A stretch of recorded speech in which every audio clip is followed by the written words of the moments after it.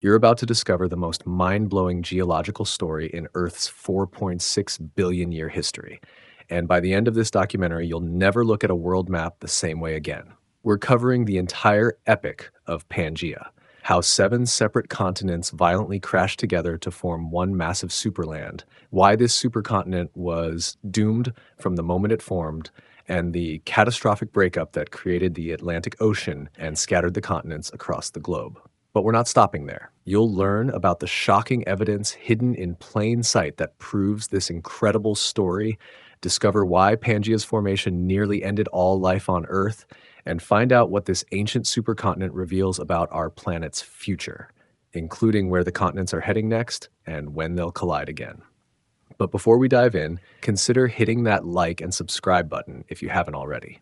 Your support means we can continue producing more content to help you learn something new or pass the time. Also, let us know where you're watching from and what time it is. We'd love to hear from you. So without further ado, let's begin, shall we? The ground beneath our feet. Stand anywhere on Earth. Feel the solid ground beneath your feet. That steady surface holds a secret, one that spans hundreds of millions of years. The rocks below you remember when all continents were one. They whisper tales of an ancient world, utterly different from our own. Picture this: no Atlantic Ocean, no Pacific, no Mediterranean Sea dividing Europe from Africa. Instead, imagine one vast landmass stretching from horizon to horizon, a single continent so immense it dwarfed anything we know today. This was Pangea, the supercontinent that once ruled our planet. But Pangea's story begins long before its birth. Earth has been restless since the beginning, constantly reshaping itself through forces so powerful they move mountains like toys. Our planet breathes through stone and steel, inhaling continents together, exhaling them apart again. The evidence surrounds us. Ancient mountain ranges that should be separated by oceans share identical rocks. Fossils of the same creatures appear on continents now divided by thousands of miles of water. Coal deposits from tropical forests lie buried beneath Antarctic ice. The puzzle pieces fit together perfectly if you know how to look. Scientists call it continental drift, but that term barely captures the drama. Imagine land masses the size of modern continents sliding across Earth's surface at the speed fingernails grow, slow by human standards, yet unstoppable over deep time. Ocean floors spreading, mountain ranges rising, entire climates shifting as land moves from pole to equator. This dance of stone has repeated itself many times. Pangea was not Earth's first supercontinent, nor will it be the last. Our planet follows rhythms older than life itself, gathering its scattered pieces into one, then scattering them again. Each cycle takes hundreds of millions of years to complete. The story we're about to tell spans nearly the entire history of our planet, from the violent birth of the first solid ground to the modern world map we recognize today. Along the way, we'll witness the rise and fall of forgotten worlds, mass extinctions that cleared the stage for new acts, and the emergence of life forms that would eventually become us. The ground beneath your feet has traveled farther than any explorer. It has seen climates beyond imagination, weathered storms that lasted millions of years, and survived collisions that built mountain ranges. Every pebble holds memory. Every grain of sand carries stories from when the world was young. Tonight, we journey back to times when Earth looked nothing like the planet we call home. We'll watch continents being born from molten chaos, see them grow and wander across the globe, then witness their grand reunion into the supercontinent Pangea. We'll explore how this ancient geography shaped life itself, creating the conditions that allowed complex creatures to evolve and thrive. The timeline stretches so far back, it challenges comprehension. When Pangea began forming, no flowers bloomed anywhere on Earth. No grass grew. No birds sang. The ancestors of mammals were small, scurrying creatures learning to survive in a world dominated by reptiles. Yet the forces that would create and destroy this supercontinent were already in motion, following laws as reliable as gravity. Earth's surface may seem permanent, but it flows like slow liquid over geological time. The Atlantic Ocean, which today seems as eternal as the sky, is younger than the dinosaurs. The Himalayas, Earth's tallest mountains, didn't exist when early mammals first appeared. Even the positions of the poles have wandered across the globe as continents drifted. Understanding Pangea changes how we see our world. The familiar becomes strange. The permanent becomes temporary. Mountains that seem eternal are revealed as temporary wrinkles in Earth's skin. Oceans that appear permanent are shown to be passing features in the planet's long story. This knowledge brings both wonder and humility. Wonder at the incredible processes that shape our world, humility at the vast scales of time and space that dwarf human experience. We are fleeting visitors on a planet that has been transforming itself for billions of years and will continue long after we're gone. The story of Pangea is ultimately the story of Earth itself, dynamic, ever-changing, beautiful in its complexity. It's a tale told in stone and written in the very layout of our modern world. Every continent carries chapters of this epic. Every mountain range holds verses of this ancient poem. So settle in for a journey through deep time. We're going back to when Earth was young and wild, when the rules of geography were being written for the first time. We'll witness the birth of continents, the opening and closing of ancient oceans, and the slow dance that brought all land together into one magnificent whole. The ground beneath our feet remembers everything. Let's listen to what it has to say. Before, the world had a name. In the beginning, Earth was hell. Not metaphorically, literally a molten nightmare where no solid ground existed. 4.5 billion years ago, our planet was a ball of liquid rock orbiting a young, violent sun. Meteorites and asteroids bombarded the surface daily. Volcanoes erupted everywhere, spewing lava and poisonous gases into an atmosphere thick with steam and sulfur. This was the Hadean Eon, named after Hades, the realm of the dead. No life could survive here. No oceans existed. No continents rose above the chaos. Earth was still finding its identity, still deciding what kind of world it wanted to become. The first solid ground formed as the planet slowly cooled. Imagine watching molten lava harden after a volcanic eruption, but stretched across an entire world over millions of years. A thin skin of rock began forming on Earth's surface, only to be broken and remelted by the next impact or eruption. The crust that forms today in minutes took eons to stabilize back then. Water arrived from space, delivered by countless comets and ice-laden asteroids. Each impact that might have destroyed early crust also brought the ingredients for oceans. Steam filled the atmosphere so thickly that sunlight barely penetrated to the surface. When this water vapor finally condensed, it fell as rain for millions of years straight. Picture those first oceans, not the blue expanses we know today, but angry, boiling seas under a sky the color of rust. The water was hot enough to dissolve rocks, creating a chemical soup unlike anything on modern Earth. Iron turned the oceans red. Sulfur compounds painted the sky yellow and orange. This was a world from another planet's nightmares. Yet even in this chaos, the first hints of continents began to appear. Lighter rocks floated to the surface like scum on a pond. These early crustal fragments were small, islands barely larger than modern cities. But they were the first solid ground Earth had ever known, the ancestors of all land that would follow. The Archean Eon began about 4 billion years ago when Earth finally cooled enough for permanent crust to form. This was still an alien world. The atmosphere contained almost no oxygen. What we breathe today would have been poison to early Earth. Instead, methane and ammonia colored the sky strange hues. The sun was dimmer then, providing 30% less light than today. But something miraculous happened in those primordial oceans. Life began. Not the complex creatures we know, but simple cells that could survive in conditions that would kill anything alive today. These early organisms actually preferred the harsh chemistry of ancient seas. They fed on sulfur and iron, thrived in boiling water, and needed no oxygen to survive. Some of these early life forms began doing something revolutionary. They started making oxygen as a waste product.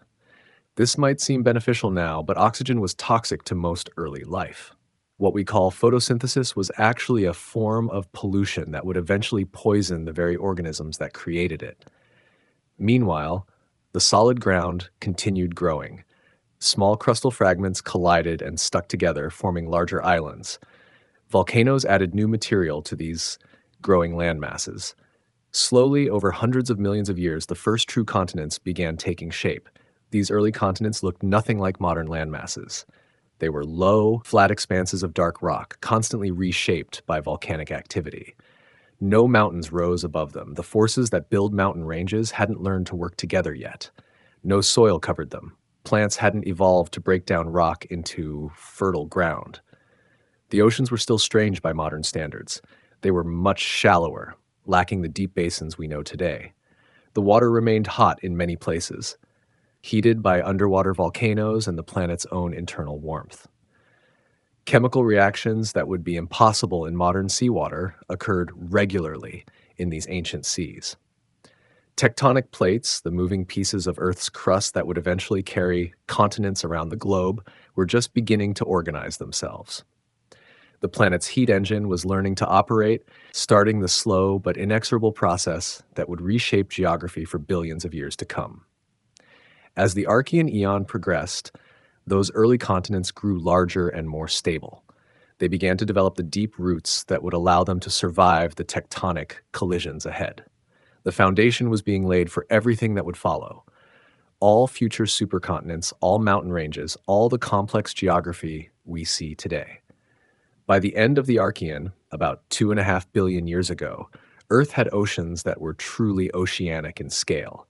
It had continents large enough to affect global climate.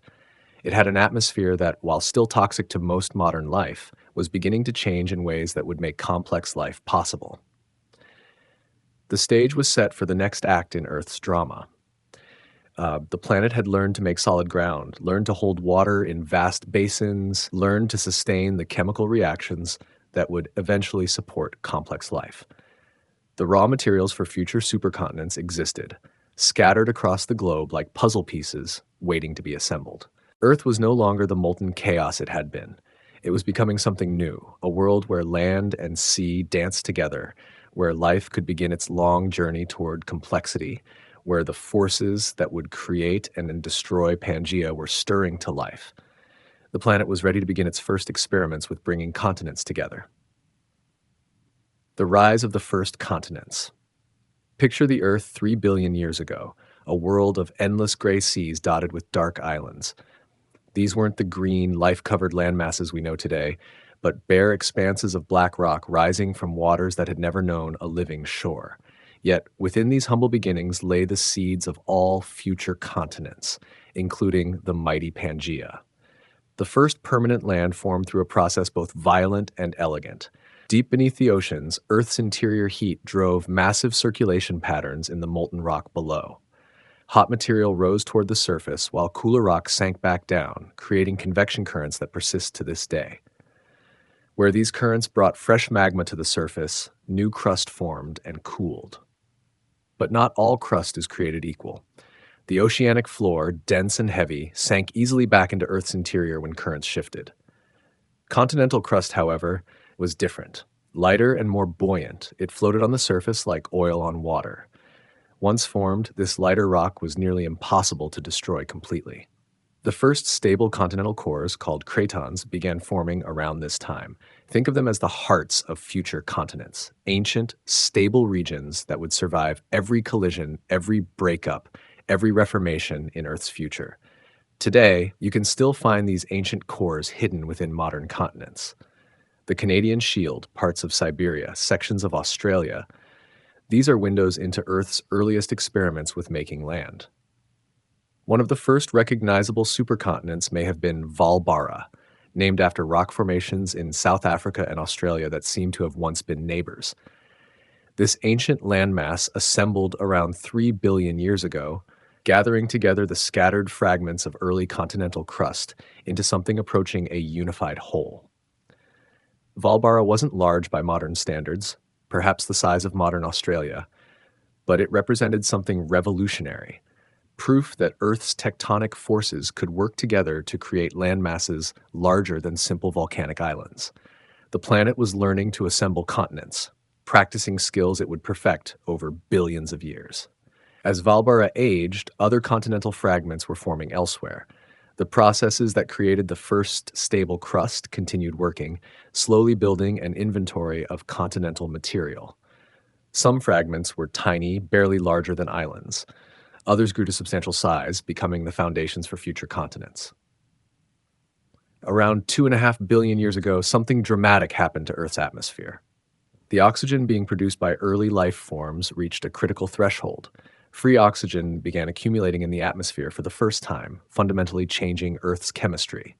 This great oxidation event was a catastrophe for most early life, but it created conditions that would eventually allow complex life to evolve. The changing atmosphere affected how continents formed. Oxygen reacted with iron in the oceans, creating massive deposits of banded iron formations, the striped rocks that geologists use to identify rocks from this era. These iron deposits tell us that the oceans were still very different from today's seas, but they were becoming more familiar. Meanwhile, the continental fragments continued their slow dance. Some collided and stuck together, creating larger landmasses. Others were torn apart by tectonic forces, their pieces scattered across the globe. Earth was experimenting with different ways of organizing its surface, trying various combinations of land and sea. By 2 billion years ago, several substantial continents existed. None were as large as modern continents, but they were stable enough to develop complex histories. Mountain ranges began forming where fragments collided. The first extensive shallow seas appeared between landmasses, creating new environments where life could experiment with different forms. One of the most significant early supercontinents was Ur, which assembled around 3 billion years ago and may have persisted for nearly a billion years. Ur included what would become parts of India, Madagascar, and Australia.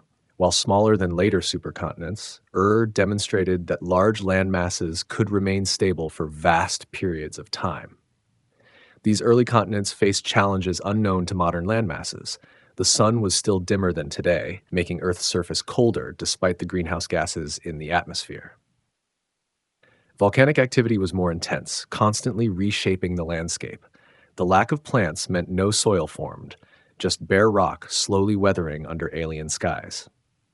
Yet life was adapting to these continental environments. Simple organisms learned to survive in shallow waters around the continental margins. Some may have even begun colonizing the land itself, though complex land life was still far in the future. The interaction between life and land was beginning, starting processes that would eventually transform both. The assembly of these early continents also began affecting global climate in ways that would become crucial later. Large land masses influenced ocean currents and atmospheric circulation patterns. They created rain shadows and altered the distribution of precipitation across the globe. For the first time, geography was becoming a major factor in determining climate. As the first continents matured, they developed the deep crustal roots that would allow them to survive the tectonic violence ahead. These roots, extending far down into Earth's interior, acted like keels on ships, providing stability as the continents moved across the globe. Without these deep foundations, no landmass could survive the collisions that would create future supercontinents. By the end of this era, Earth had learned the fundamental skills needed to create Pangea. It could make stable continental crust. It could assemble that crust into large landmasses. It could move those landmasses around the globe through tectonic forces. All the basic tools were in place. The stage was set for Earth's next great experiment, creating a supercontinent large enough to dominate the entire planet. Rodinia, the forgotten supercontinent. Long before Pangea dominated the globe, another supercontinent ruled the Earth. Its name was Rodinia, from the Russian word for homeland, and it was Earth's greatest early experiment in continental unity. While Pangea gets most of the attention, Rodinia was in many ways more remarkable, a landmass that assembled when life was still learning its most basic lessons. Rodinia began forming around 1.3 billion years ago, during a time when Earth was entering one of its most stable periods. The planet had settled into reliable rhythms. The atmosphere contained enough oxygen to support more complex life, but not so much that it overwhelmed early ecosystems. The continental fragments scattered across the globe were mature enough to survive major collisions. The assembly of Rodinia was a slow-motion ballet of continental collision. Unlike the violent crashes that would later create Pangea's mountain ranges, Rodinia came together more gently. The tectonic forces were learning finesse, developing the ability to merge land masses without completely destroying them in the process. Picture the world as Rodinia assembled. The continents we know today existed only as fragments scattered across different parts of this ancient supercontinent. What would become North America formed Rodinia's core, surrounded by pieces that would eventually become South America, Africa, Australia, and Antarctica. Europe was there too, but in pieces that wouldn't be recognizable for hundreds of millions of years. The completed Rodinia was massive, possibly larger than Pangea would eventually become. It stretched from pole to pole, dominating one side of the planet while leaving the rest covered by a vast ocean. This arrangement created extreme climate conditions. The interior of Rodinia was probably a vast desert, far from any ocean that could provide moisture. Yet life found ways to thrive. In the oceans surrounding Rodinia, some of the first complex cells were evolving. These weren't the simple bacteria that had dominated Earth for billions of years, but larger, more sophisticated organisms with internal structures. They were still microscopic, but they represented a revolutionary advance in life's complexity. On land, life was just beginning its first tentative experiments with leaving the water. Simple organisms formed mats along the shores of Rodinia's coastal areas. They weren't true plants. Those wouldn't evolve for hundreds of millions of years, but they were the first living things to call dry land home. Rodinia's geography created unique conditions for these early land dwellers. The supercontinent's vast size meant it had incredibly long coastlines, providing extensive shallow water environments where life could transition from sea to land. These coastal zones became laboratories for evolution, places where life could experiment with new ways of surviving. The interior of Rodinia was a different world entirely. Far from any ocean, it experienced extreme temperature swings between day and night, between seasons, between different latitudes. Rivers flowing from the coasts toward the interior created some of the first truly continental ecosystems, environments that existed nowhere else on Earth. For nearly 400 million years, Rodinia remained stable. This was an incredibly long time for a supercontinent to stay together, longer than Pangea would eventually last. During this period, life had time to adapt to continental conditions in ways that wouldn't be possible during shorter periods of continental unity. But nothing lasts forever in geology. Around 900 million years ago, Rodinia began showing signs of stress. The same tectonic forces that had assembled the supercontinent were now working to tear it apart. Massive rift valleys began opening across the landmass, filled with lakes and inland seas that split the continent into separate pieces. The breakup of Rodinia was as dramatic as its assembly had been gradual. Huge volcanic eruptions marked the places where the continent was tearing apart. New ocean basins opened between the separating fragments. The single, vast landmass that had dominated the planet for so long was dissolving into scattered pieces. This breakup had profound effects on life. The shallow seas that formed between the separating continental fragments created new environments where evolution could experiment. The changing geography altered ocean currents and climate patterns, creating new challenges and opportunities for living things. Some scientists believe the breakup of Rodinia may have triggered the evolution of complex multicellular life.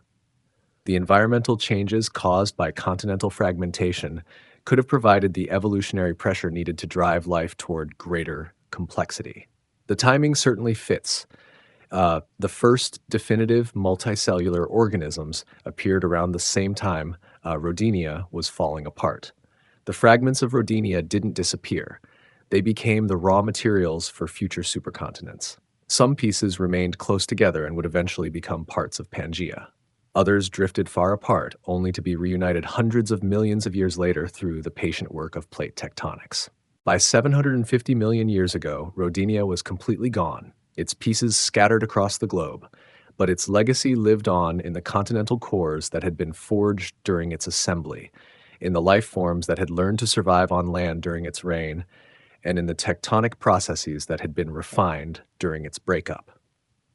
The end of Rodinia marked the end of Earth's childhood. The planet had learned to create and destroy supercontinents. Life had learned to colonize land.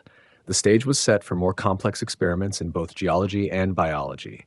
But first, Earth would have to survive one of the most extreme periods in its history, a time when ice would cover the planet from pole to pole, when the breakup of Rodinia would lead to consequences no one could have predicted. The age of Snowball Earth was about to begin. Snowball Earth and shattered Rodinia. The breakup of Rodinia triggered one of the most extreme climate events in Earth's history. As the supercontinent tore itself apart, the planet plunged into a deep freeze so severe that ice covered the entire globe from pole to equator. This was Snowball Earth, a frozen world that makes our worst ice ages look like mild winter days. The connection between Rodinia's destruction and global freezing wasn't immediately obvious, but as the supercontinent broke apart, it changed how Earth's climate system worked. The fragments of Rodinia scattered toward tropical latitudes, where warm, wet conditions accelerated the weathering of fresh rock surfaces.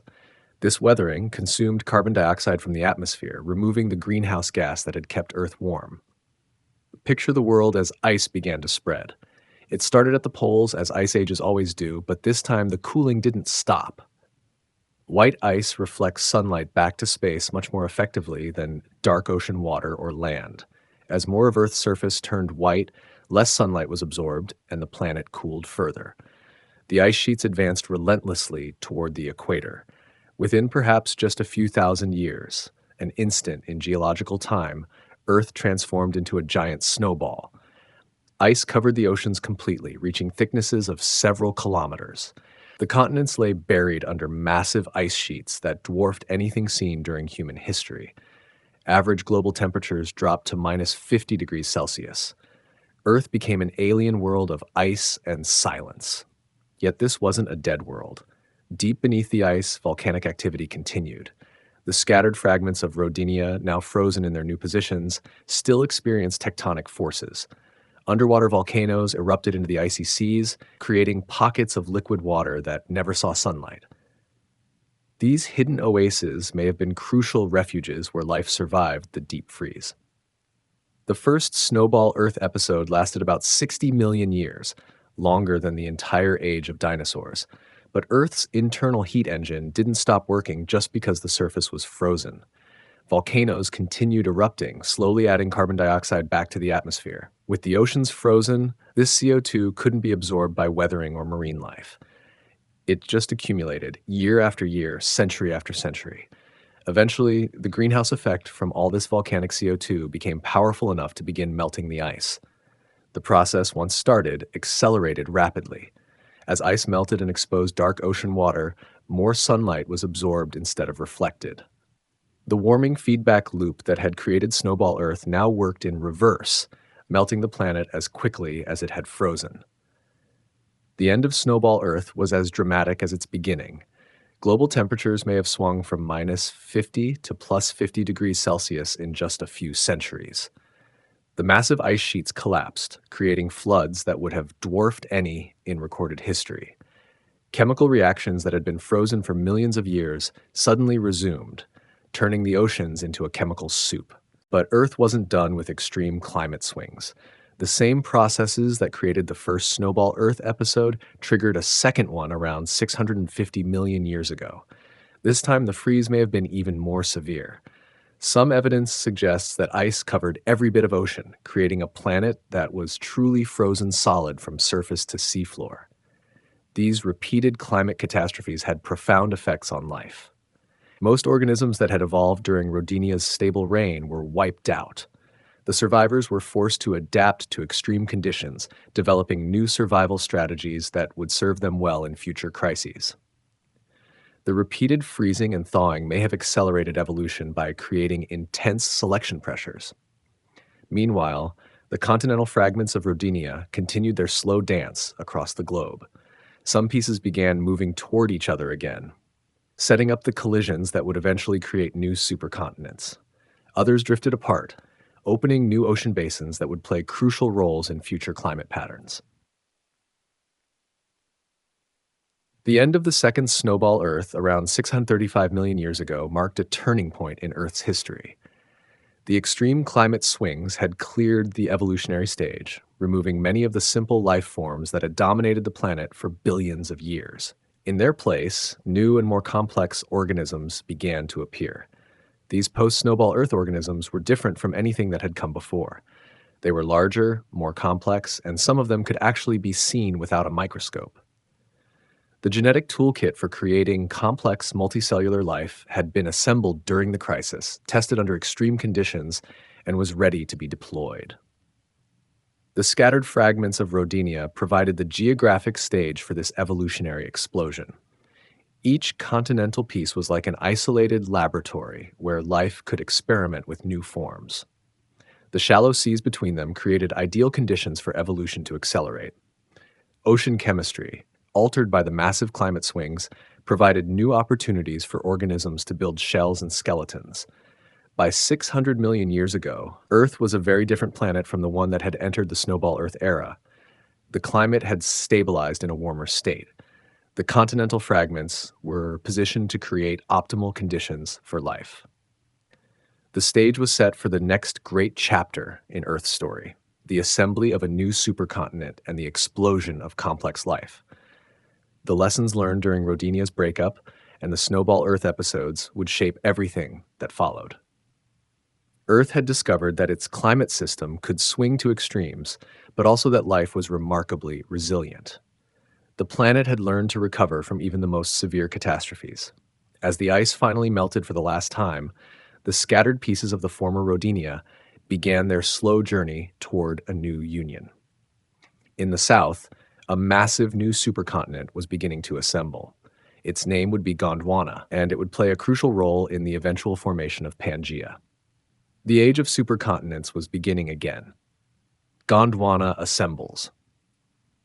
In the warm seas that followed Snowball Earth's final retreat, something magnificent was taking shape in the southern hemisphere. The scattered fragments of ancient Rodinia weren't content to remain separate. Driven by the same tectonic forces that had once built and destroyed the earlier supercontinent, they began a slow-motion dance toward reunion. The result would be Gondwana, a massive southern supercontinent that would endure for hundreds of millions of years. Gondwana's assembly began around 600 million years ago, as the continental pieces that would become South America and Africa started moving toward each other. These weren't the familiar shapes we know today. The continents were still being sculpted by time and tectonics. But the ancient cores of these landmasses, forged in the earliest days of continental formation, provided stable foundations for what was to come. The collision between the early forms of South America and Africa was gentle by geological standards, but it still created impressive mountain ranges. Where Brazil and Nigeria would eventually sit, new peaks rose from the slowly merging continents. These mountains have long since eroded away, their remains now buried under younger rocks, but they were Earth's first experiment in the kind of continental collision that would later create Pangea. As South America and Africa united, other continental fragments were drawn into the growing landmass. The piece that would become India began its long journey from the northern hemisphere, sliding across the globe toward the assembling southern supercontinent. This wasn't the dramatic collision course that would later send India crashing into Asia. Instead, it was a leisurely drift lasting tens of millions of years. Antarctica joined the Union next, bringing with it a very different climate than the icy continent we know today. In Gondwana's early days, Antarctica was warm and green, covered with forests and teeming with life. It lay much closer to the equator then, enjoying tropical conditions that would be unimaginable today. The ice sheets that now define Antarctica were still hundreds of millions of years in the future. Australia was the last major piece to join Gondwana, completing the supercontinent's assembly around 550 million years ago. The completed landmass was enormous, larger than any continent that exists today, stretching from the South Pole nearly to the equator. It dominated the southern hemisphere, much as Rodinia had once dominated the entire globe. But Gondwana was more than just a collection of stuck-together continents. It was a new kind of geographic entity that would reshape how Earth's climate and life evolved. The supercontinent's vast size created climate patterns unlike anything on the modern world. Massive seasonal monsoons brought life-giving rains to some regions while leaving others bone dry. Interior deserts stretched for thousands of kilometers, creating harsh but stable conditions where life could adapt to extremes. The assembly of Gondwana coincided with one of the most important developments in Earth's biological history. Life was learning to build shells and skeletons, creating the first organisms that could easily fossilize. This wasn't a coincidence. The changing ocean chemistry caused by continental collision provided the mineral-rich conditions that made hard body parts possible. Around Gondwana's margins, shallow seas teemed with new life forms. Trilobites scuttled across the seafloor, their compound eyes scanning for food and predators. Strange organisms called Ediacara fauna grew like gardens in the deep ocean, creating Earth's first complex ecosystems. These creatures looked nothing like modern life, but they were practicing the art of living together in communities. The supercontinent's coastlines stretched for incredible distances, creating vast, shallow water environments where evolution could experiment. Different parts of Gondwana's shore developed distinct communities of life, each adapted to local conditions. For the first time, geography was becoming a major factor in determining what kinds of organisms evolved where. Life on land was still simple during Gondwana's early days. Mats of bacteria and primitive plants clung to the shores, but complex land life hadn't yet evolved. The interior of the supercontinent was largely barren, a vast landscape of rock and sand under skies that had never known the green of forests or the songs of birds. Yet the foundations for land life were being laid. The processes that break down rock into soil were accelerating as the climate warmed after Snowball Earth. The first primitive plants were learning to survive out of water, developing the innovations that would eventually allow them to colonize the continents completely. Gondwana's assembly also had profound effects on ocean circulation. The massive landmass blocked and redirected ocean currents, creating new patterns of warm and cold water flow. These changing currents affected global climate, creating the conditions that would support the explosion of life known as the Cambrian radiation. By 500 million years ago, Gondwana was fully assembled and mature. It was a stable supercontinent that would persist for the next 200 million years, providing a relatively constant geographic backdrop for some of the most important developments in life's history. Plants would learn to live on land. Animals would follow them. The first forests would grow. The first vertebrates would crawl out of the sea. But Gondwana was destined to be only half of a larger story. Far to the north, other continental fragments were beginning their own dance toward union. The landmasses that would become North America, Europe, and Asia were starting to move toward each other, driven by the same tectonic forces that had assembled Gondwana. Eventually, these northern continents would collide with Gondwana itself, creating the ultimate supercontinent, Pangea. But that union was still far in the future. For now, Gondwana reigned supreme in the south, a massive stable landmass that would nurture the next great phase of life's evolution. The stage was set for the Cambrian explosion, when life would learn to build complex bodies and compete in ways that would define the biological world for all time to come. The Cambrian rumble, something extraordinary happened around 540 million years ago. Life, which had spent billions of years as microscopic simplicity, exploded into complexity. In the geological blink of an eye, creatures with shells, eyes, claws, and elaborate body plans filled the seas around Gondwana. Scientists call this the Cambrian explosion, but it was more like a biological revolution that changed the rules of existence forever. The timing wasn't accidental. Gondwana's assembly had created ideal conditions for life's great experiment. The supercontinent's vast coastlines provided endless shallow water environments where new organisms could evolve and test their innovations. Ocean chemistry, altered by the weathering of fresh mountain ranges, supplied the minerals needed to build shells and skeletons for the first time. Picture the Cambrian seas around Gondwana's shores. Trilobites, looking like giant underwater pillbugs, crawled across muddy seafloors with their compound eyes scanning for food. These weren't simple creatures. They had complex nervous systems, sophisticated vision, and intricate social behaviors. Some grew as large as dinner plates, ruling their underwater domains like arthropod kings. In deeper waters, stranger creatures hunted and fed. Anomalocaris, the terror of the Cambrian seas, could grow over 2 meters long. Its flexible arms, lined with spines, swept through the water to capture prey. Its circular mouth, ringed with teeth, could crack open the shells of smaller creatures. This was predation on a scale life had never attempted before. The seafloor itself was transforming. For billions of years, Microbial mats had covered the ocean bottom like living carpets.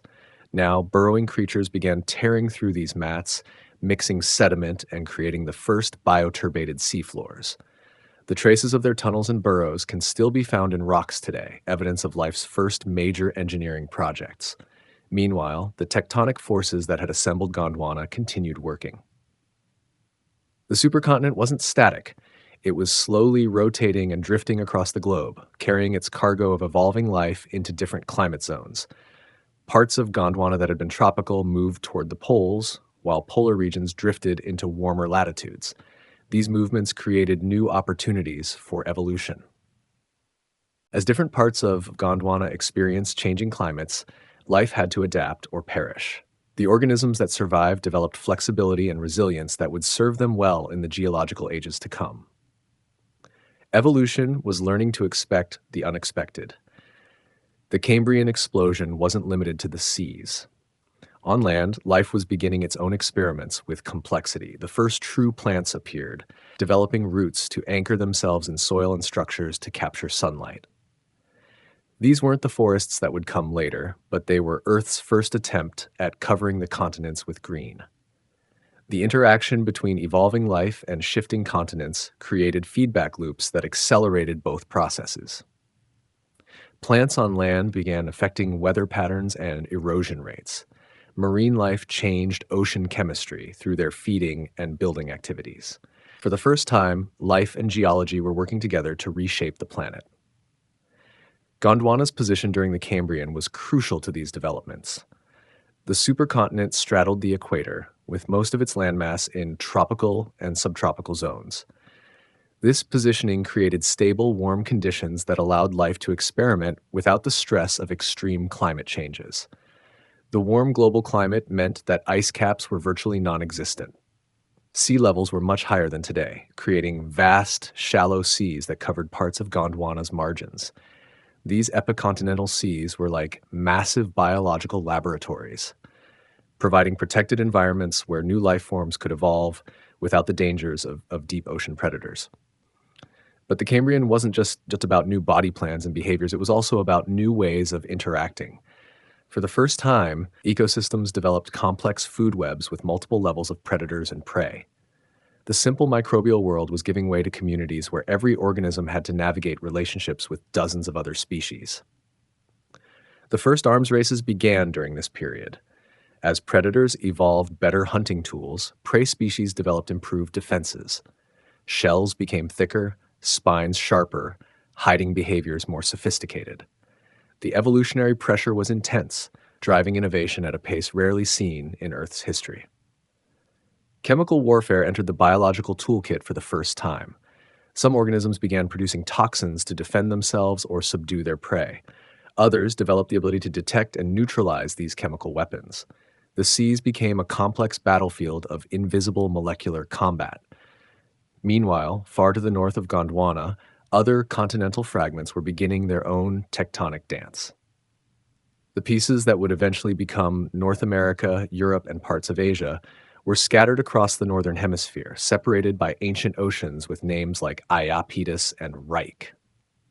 These northern continents were much smaller than Gondwana, but they were starting to move toward each other with geological inevitability. The collision between these northern fragments was still tens of millions of years away, but the forces were already in motion. Ocean floors were spreading in some places, subducting in others. The great tectonic machine that would eventually bring all continents together into Pangea was warming up for its greatest performance. Life in the northern oceans was evolving along different pathways than around Gondwana. The smaller continental fragments and different ocean chemistry created unique opportunities for innovation. Some of the most successful Cambrian organisms originated in these northern seas before spreading globally. The end of the Cambrian, around 485 million years ago, marked the completion of life's transition from simple to complex. The basic body plans that would dominate life for the next half-billion years were now established. Arthropods, mollusks, early vertebrates, and dozens of other major groups had claimed their places in Earth's ecosystems. But this biological revolution was just the beginning. The tectonic forces that had created the conditions for the Cambrian explosion were building toward even greater changes. In the north, continents were beginning to collide, creating new mountain ranges and reshaping ocean basins. The stage was being set for the next great phase of Earth's history. The scattered northern continents were about to begin their own assembly into a supercontinent that would eventually challenge Gondwana's dominance. The age of continental collision was beginning in earnest. Larusia enters the chat. While Gondwana dominated the southern hemisphere with its massive bulk, something equally dramatic was happening in the north. Three separate continental fragments, Laurentia, Baltica, and Avalonia, were beginning a slow-motion collision course that would reshape the northern hemisphere completely. Their eventual union would create Larusia, a supercontinent that would serve as Pangea's northern counterpart. Laurentia, the ancient core of North America, was the largest of these northern continents. It stretched from what would become the Arctic Ocean to the future Gulf of Mexico, but in a configuration that would be unrecognizable today. The familiar outline of North America was still hundreds of millions of years in the future, waiting to be sculpted by collisions, rifting, and the patient work of erosion. Baltica, centered on what would become Scandinavia and northern Europe, was equally ancient but much smaller than Laurentia. This continental fragment had been wandering the northern hemisphere since the breakup of Rodinia, gradually rotating and drifting as tectonic forces pushed it across the globe. Like all continents of this era, Baltica looked nothing like its modern descendant, lacking the familiar peninsulas and islands that define northern Europe today. Avalonia was the smallest and strangest of the three. This narrow ribbon of continental crust would eventually become parts of eastern North America, Britain, and scattered pieces of northern Europe. But during the early Paleozoic, Avalonia was an independent microcontinent, complete with its own unique geology and fossil record. The oceans between these continents were vast and ancient. The Iapetus Ocean, named after the father of Atlas in Greek mythology, separated Laurentia from Baltica and Avalonia. This wasn't just any ocean. It was a mature ocean basin with deep trenches, spreading centers, and complex current systems that had existed for hundreds of millions of years. But the Iapetus Ocean was doomed. The same tectonic forces that had assembled Gondwana in the south were now working to bring the northern continents together. Ocean floor was subducting beneath the continental margins, slowly consuming the ancient sea that separated the land masses. With each passing million years, the continents crept closer together. The first collision occurred around 450 million years ago, when Avalonia began merging with Baltica. This wasn't a simple head-on crash, but a complex, oblique collision that lasted tens of millions of years. Mountain ranges rose along the collision zone, creating highlands that would persist long after the collision was complete. Life around the colliding continents was adapting to changing conditions. The shallow seas that covered parts of the continental margins supported diverse communities of marine organisms. Trilobites continued to diversify, developing new forms adapted to different water depths and bottom conditions. Early fish were beginning to appear, representing vertebrate life's first serious attempt at conquering the oceans. On land, the first primitive forests were taking root. These weren't the towering trees we know today, but small, simple plants that were learning to grow upward toward the sun. The earliest forests were probably only waist-high, but they represented a revolutionary change in how life used terrestrial environments. The collision between Avalonia and Baltica sent ripples through the northern hemisphere's geography. New mountain ranges altered weather patterns, creating rain shadows and changing the distribution of moisture across the continents. Ocean currents were redirected as seaways closed and new ones opened. The very shape of the northern hemisphere was being redrawn. Meanwhile, Laurentia continued its approach from the west. The collision between the enlarged Baltica-Avalonia continent and Laurentia would be even more dramatic than the first merger. Ocean basins that had existed since the breakup of Rodinia were disappearing as the continents converged. The approaching collision was marked by increased volcanic activity along the continental margins. Island arcs formed in the shrinking ocean, creating chains of volcanoes that would eventually be caught between the colliding continents. These island arcs brought their own unique geology and ecosystems into the mix, adding complexity to the assembly process. By 400 million years ago, the collision between Baltica Avalonia and Laurentia was well underway. The Caledonian Mountains, stretching across what would become Scotland, Norway, and parts of eastern North America, rose from the collision zone. These mountains rivaled anything that exists today, reaching heights that may have exceeded the modern Himalayas. The formation of Laurussia had profound effects on global climate and ocean circulation. The new supercontinent blocked and redirected ocean currents, changing how heat was distributed around the globe. Weather patterns shifted as the massive landmass created its own climate zones, from humid coastal regions to dry continental interiors. Life responded to these changes with typical resilience and creativity. The closing of ocean basins eliminated some marine habitats while creating others. Species that had been separated by ancient seas were reunited, leading to new evolutionary interactions. The collision zones themselves became laboratories for evolution, creating unique environments where life could experiment with new adaptations. The assembly of Laurussia also marked an important milestone in Earth's tectonic history. For the first time since Rodinia's breakup, large supercontinents existed in both hemispheres simultaneously. Gondwana dominated the south, while Laurussia ruled the north. The stage was set for an even grander collision that would unite these two supercontinents into the ultimate landmass. But that union was still in the future. For now, Laurussia was content to be the North's answer to Gondwana, a massive continent that would serve as the foundation for complex terrestrial ecosystems and the birthplace of the first vertebrates to fully master life on land. The Northern Hemisphere would never be the same. The Iapetus Ocean closes between the assembled continents of Laurussia and Gondwana, stretched one of Earth's most ancient seas. The Iapetus Ocean had existed for hundreds of millions of years. Its dark waters witnessed to the rise and fall of countless species, the slow dance of continents, and the patient work of plate tectonics. But like all ocean basins, the Iapetus was mortal. Its time was running out. The ocean's doom had been sealed the moment Laurussia completed its assembly.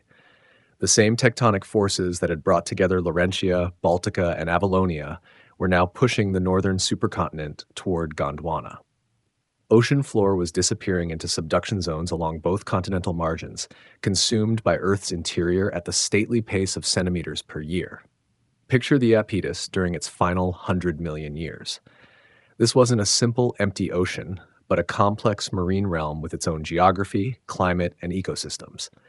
Underwater mountain ranges divided it into separate basins. Island arcs, formed by volcanic activity above subduction zones, created stepping stones across its expanse. Ancient seamounts, built by hotspot volcanism, provided isolated habitats for unique communities of marine life. The ocean's closing wasn't uniform or predictable. In some places, subduction consumed seafloor rapidly, bringing the continents together at rates that were fast by geological standards. In others, the process stalled or reversed, allowing the ocean to persist longer than might have been expected. The Iapetus was fighting for its life, using every trick in the geological handbook to avoid extinction. As the ocean shrank, its inhabitants faced increasing pressure. Marine ecosystems that had been separated by thousands of kilometers of open water were gradually brought together. Species that had evolved in isolation suddenly found themselves competing with distant relatives or entirely foreign organisms. The biological mixing was as dramatic as the geological collision. Some of the most successful marine predators of the era thrived in the changing conditions. Giant nautiloids with shells up to 6 meters long cruised the shrinking seas like submarine titans. These weren't the small nautiluses we know today, but massive hunters capable of taking down large prey. Their fossils tell stories of an ocean where size was often the key to survival. Early fish were diversifying rapidly as the Iapetus closed. The changing marine environments created new ecological niches that drove evolution in unexpected directions.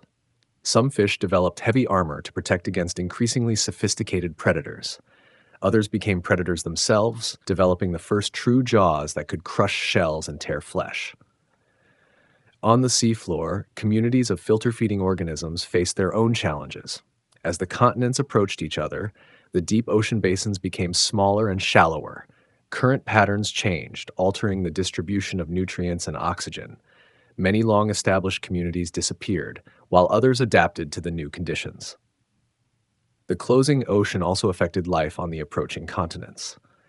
As Laurussia and Gondwana drew closer, their climate systems began to interact. Weather patterns that had been isolated for hundreds of millions of years started to influence each other.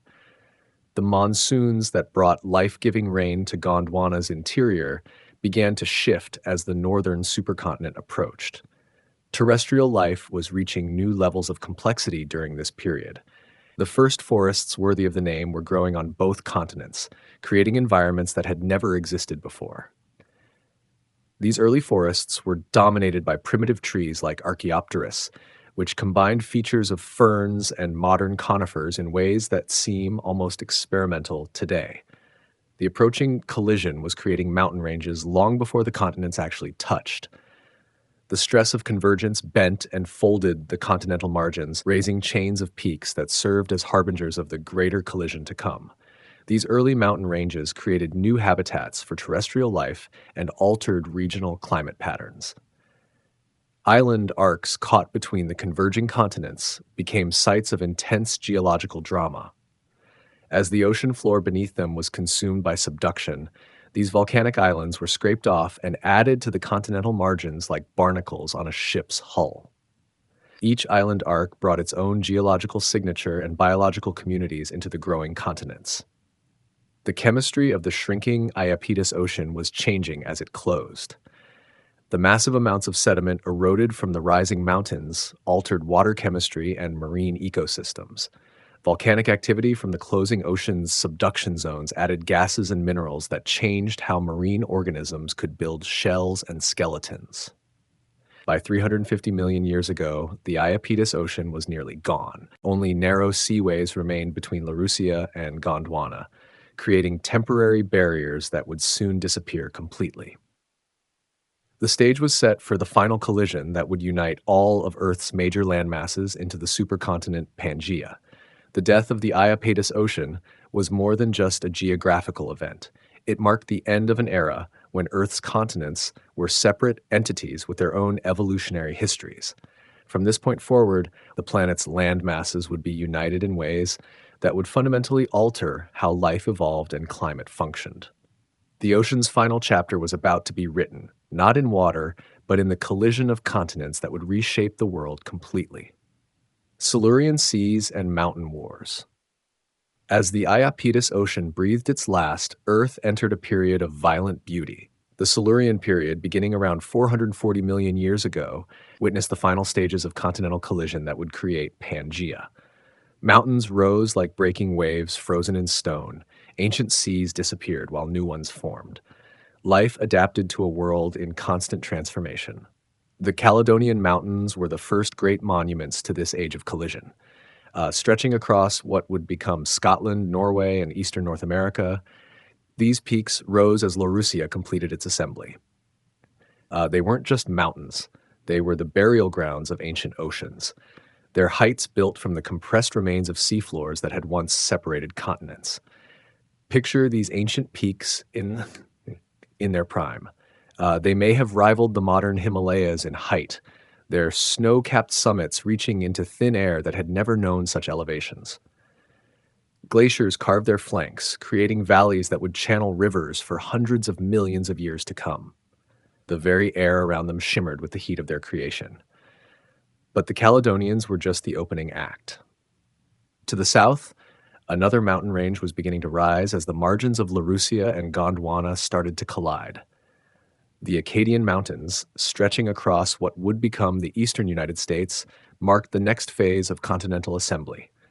These peaks rose from the closure of smaller ocean basins, the final remnants of ancient seas that had separated the northern and southern supercontinents. The mountain-building process was violent beyond imagination. Entire sections of seafloor were thrust up and over continental margins, carrying deep ocean sediments and volcanic rocks to elevations where they had no right to exist. Fossils of marine creatures that had lived in the deepest seas found themselves stranded on mountaintops, testament to the incredible forces at work. Life in the seas around these colliding continents was entering a golden age. The Silurian oceans teemed with diversity that would never be matched again. Coral reefs, built by organisms very different from modern corals, created underwater cities of incredible complexity.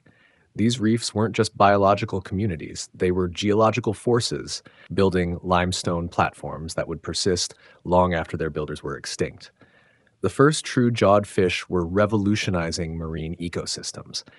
These weren't the small, cautious fish of earlier eras, but confident predators that could hunt actively and process food efficiently. Some grew to enormous sizes, becoming the ocean's first vertebrate apex predators. The age of fish was beginning, though it would take millions of years to reach full flower. On land, life was making its boldest moves yet toward terrestrial mastery. The first vascular plants were spreading across the continents, creating landscapes that would have been recognizable as plant communities. These early land plants were still primitive. They lacked true leaves and produced spores instead of seeds, but they were transforming the terrestrial environment completely. The rising mountains were creating new climate patterns that affected life on both land and sea. Rain shadows formed behind the growing peaks, creating dry regions where desert-adapted organisms could evolve. The mountains themselves became centers of endemism, isolated highlands where unique species could develop without interference from lowland competitors. Meanwhile, the collision zones were becoming laboratories for geological innovation. New types of rock formations were created as continents merged, combining materials that had formed in different parts of the globe under different conditions. These hybrid rocks tell complex stories of continental collision, their mineral compositions preserving evidence of the incredible pressures and temperatures generated when land masses meet. The closing of ocean basins was creating massive salt deposits as ancient seas evaporated in their final stages. These salt beds, formed in the dying moments of ancient oceans, would later play important roles in the geology and human history of the regions where they formed. They serve as time capsules, preserving evidence of the exact chemical conditions that existed when the oceans disappeared. Volcanic activity reached fever pitch during this period of continental collision. As ocean floor subducted beneath the continental margins, massive amounts of magma were generated. Volcanic arcs blazed across the collision zones, adding their fire to the mountain building process. The very air must have been thick with volcanic ash and gas during the most intense periods of collision. The first major land animals were beginning to appear during this time of geological upheaval. Primitive arthropods, relatives of modern spiders and insects, were learning to live permanently on dry land. They were small and simple compared to their marine relatives, but they represented life's first serious attempt at terrestrial colonization. As the Silurian period progressed, the space between Laurussia and Gondwana continued to shrink. The final collision that would create Pangea was still millions of years away, but the preparations were well underway. Ocean basins were closing, mountain ranges were rising, and life was adapting to a world where continental geography was changing at unprecedented rates.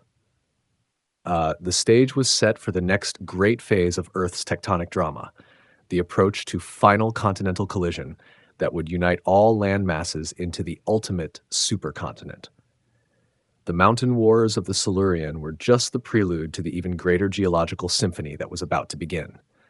The continents were learning to dance together, and their next dance would create Pangea, the Devonian collision course. 400 million years ago, Earth holds its breath. Two massive land giants drift through ancient seas like sleeping whales. In the north, Laurussia stretches across warm waters. To the south, Gondwana commands half the world. Between them, the Rhyic Ocean grows smaller each day. The planet pulses with new rhythms. Deep beneath the waves, oceanic crust slides into trenches. Magma rises through fractures in the seafloor. Mountain ranges push skyward along collision zones. This dance has played for eons, but now it quickens towards something extraordinary. Laurussia carries the bones of ancient collisions.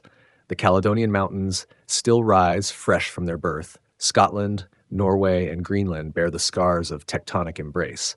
But these peaks are merely practice for what comes next. The real performance waits in the wings. Gondwana moves with patient power. Africa, South America, Antarctica, Australia, and India travel together like a family of continents. Their western edge faces north toward Laurussia. Ocean floor disappears into subduction zones along this frontier. The distance closes by mere inches each year, yet time flows like honey in the deep past. Life watches from the sidelines of this planetary drama. In shallow seas, corals build reefs that will become limestone mountains. Brachiopods carpet the seafloor in living quilts. Trilobites scuttle through marine gardens, unaware their world will soon transform beyond recognition. The first amphibians take tentative steps onto dry land. Acanthostega paddles through coastal swamps on 8 clumsy toes. Ichthyostega hauls itself up muddy banks with primitive limbs. These creatures bridge 2 worlds, water and air, past and future. They know nothing of the continental collision bearing down on them. Forests begin their conquest of the land. Primitive trees spread across river deltas and coastal plains. Their roots dig deep into fresh soil, breaking rock into sediment. Fallen logs create the first forest floors. Insects buzz between fern fronds in Earth's earliest woodlands. The atmosphere itself shifts during these times.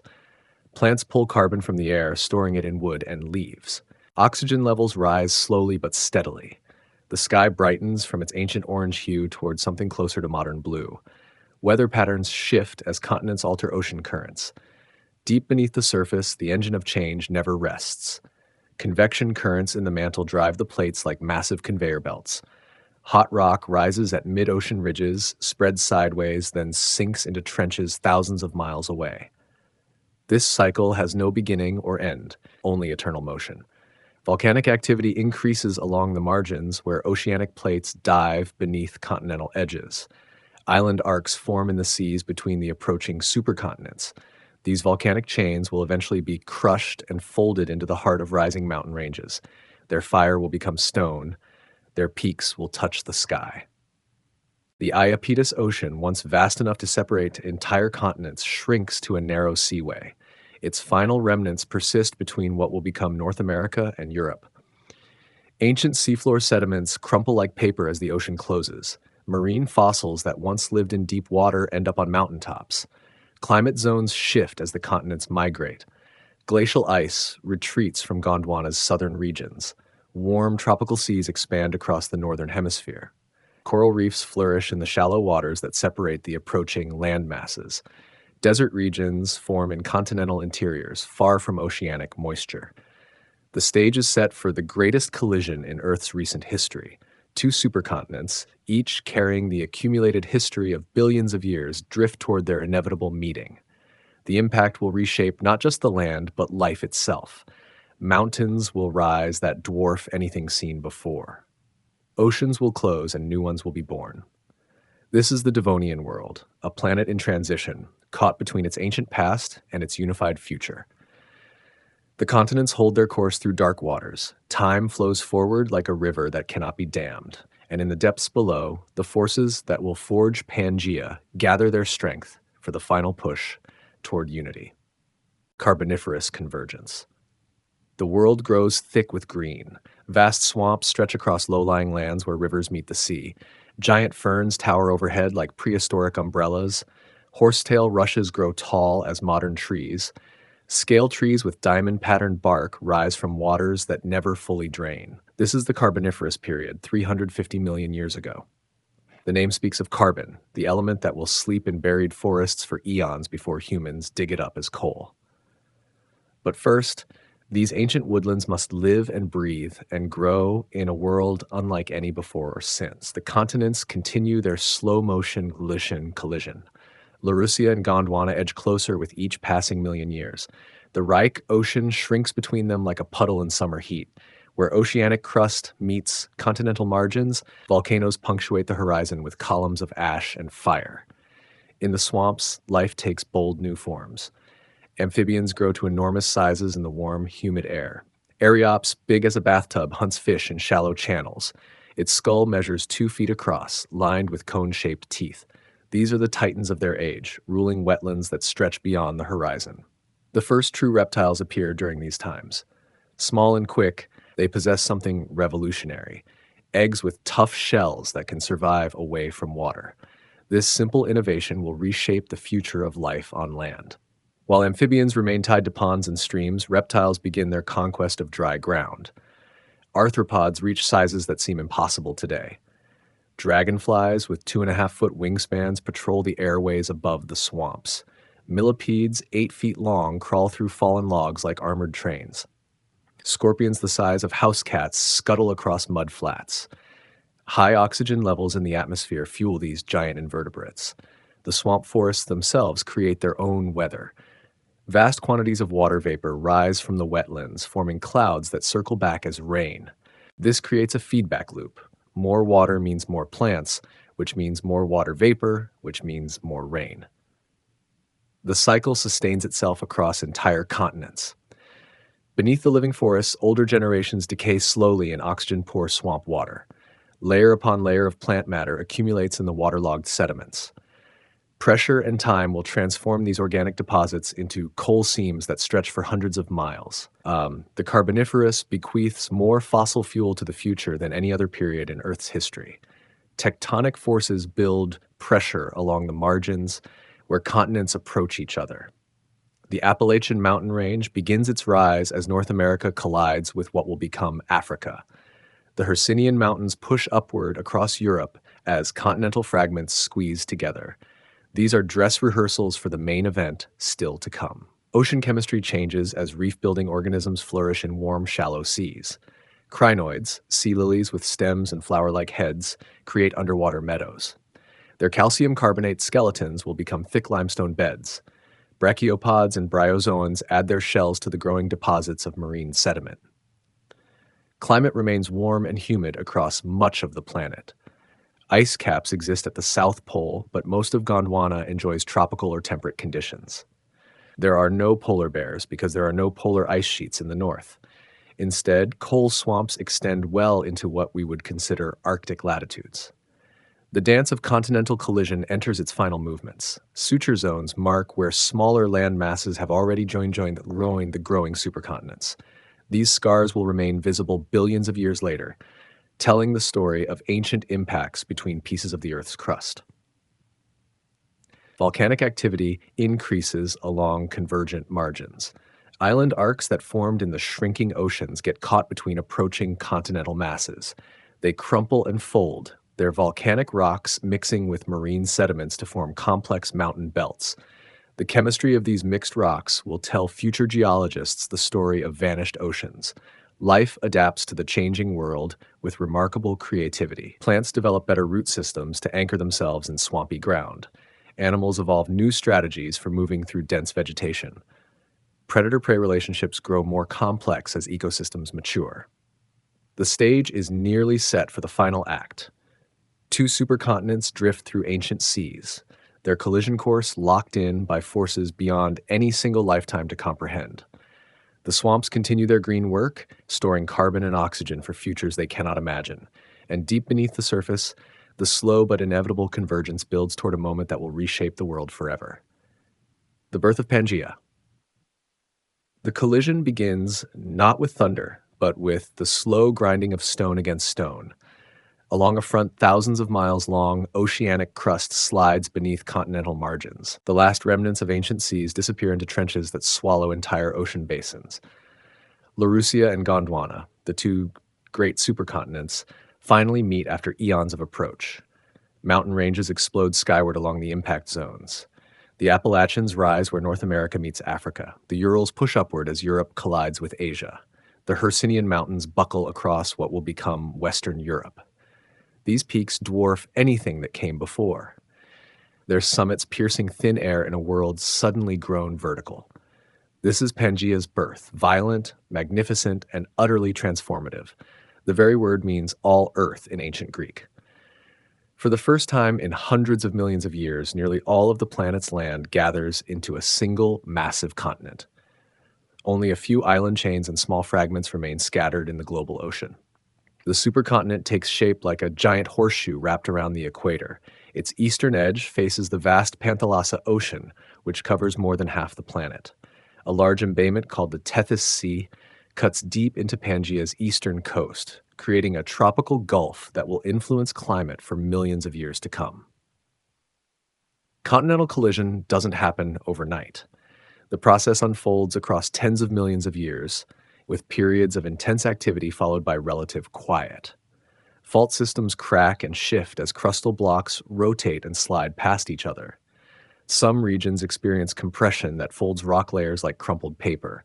Others stretch and thin as the crust adjusts to new stress patterns.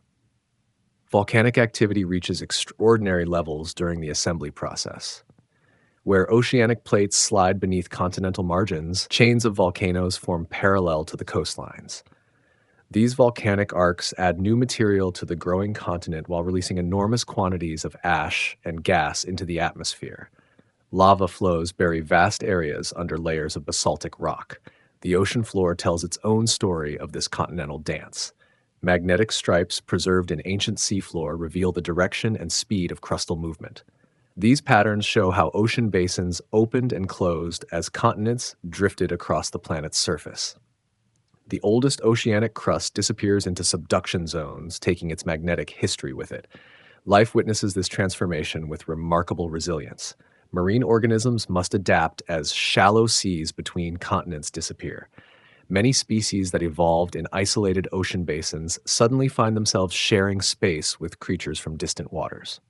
This mixing leads to both new evolutionary opportunities and increased competition. On land, the joining of previously separated continents allows species to migrate across what were once ocean barriers. Plants and animals spread to new territories, following river valleys and coastal plains between the rising mountain ranges. Some lineages flourish in expanded habitats, while others struggle with new competitors and predators. The formation of Pangea dramatically alters global climate patterns. Ocean currents that once circulated between separated continents now flow around the supercontinent's edges. The massive landmass creates its own weather systems, with monsoons bringing seasonal rains to coastal regions, while continental interiors remain dry. Glacial ice begins to accumulate at the South Pole, where parts of Gondwana cluster around Antarctica's position. The ice sheets grow and shrink in cycles, locking up ocean water during cold periods and releasing it during warmer times. These glacial interglacial cycles affect sea levels worldwide, alternately exposing and flooding coastal plains. Coal formation continues in lowland basins between the rising mountain ranges. Swamp forests thrive in these protected areas, adding more organic matter to what will become the world's most extensive coal deposits. The carbon stored in these ancient forests represents a significant portion of the atmosphere's carbon dioxide temporarily removed from the climate system. Erosion begins its long work of wearing down the newly formed mountains. Rivers carry sediment from the peaks to lowland basins and shallow seas. This erosion products create thick deposits of sandstone, shale, and conglomerate that preserve the story of Pangea's assembly in their mineral composition and fossil content. The supercontinent reaches its maximum extent around 250 million years ago, at the end of the Paleozoic era. By this time, Pangea stretches from pole to pole, its bulk centered on the equator. The configuration represents a unique moment in Earth history. Never before or since has so much land been concentrated in a single supercontinent. This marks not just a geographic milestone, but a turning point for the entire planet. Pangea's formation sets the stage for new evolutionary experiments, dramatic climate changes, and eventually the most severe mass extinction in Earth's history.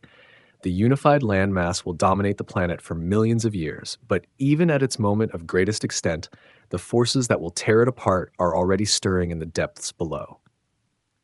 Pangea, the once and future Earth. Picture a world map turned inside out, where we expect to see familiar continents separated by blue oceans. Imagine instead a single, vast landmass wrapped around the planet like a crescent moon. This is Pangea at its peak, a supercontinent so large it defies our modern sense of geography. The great landmass stretches from pole to pole, but most of its bulk clusters around the equator. If you could stand on its western shore and look east, you would see land extending beyond the horizon for thousands of miles. No ocean breaks this continental expanse. No island chains dot the view. Just endless terrain rolling toward a distant sunrise. Pangea's shape resembles a giant horseshoe, or the letter C, with its opening facing east toward the world ocean. The eastern coastline curves inward, creating a massive embayment called the Tethys Sea. This tropical gulf cuts deep into the supercontinent, bringing warm ocean water far into what would otherwise be continental interior. If we could overlay modern political boundaries on this ancient world, the results would seem like fantasy. The eastern United States would sit pressed against northwestern Africa. Florida would nestle against the Sahara. The Appalachian Mountains would continue seamlessly into the Atlas Mountains of Morocco because they were once the same mountain range. Europe and North America would share borders, their junction marked by the Caledonian Mountains that stretch from Scotland through Scandinavia. Greenland would sit where it belongs geographically, squeezed between North America and Europe like a puzzle piece finally in its proper place. South America would hug the western coast of Africa so closely that their continental shelves would merge. The Amazon basin would drain toward the Atlantic, but the Atlantic wouldn't exist yet.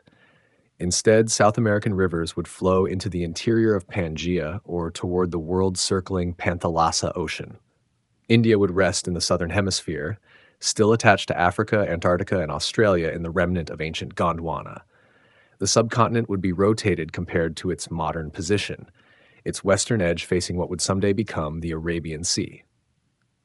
The Himalayas wouldn't exist because India hasn't yet begun its journey north toward Asia. Antarctica would occupy a more temperate position, its northern edges reaching toward the equator.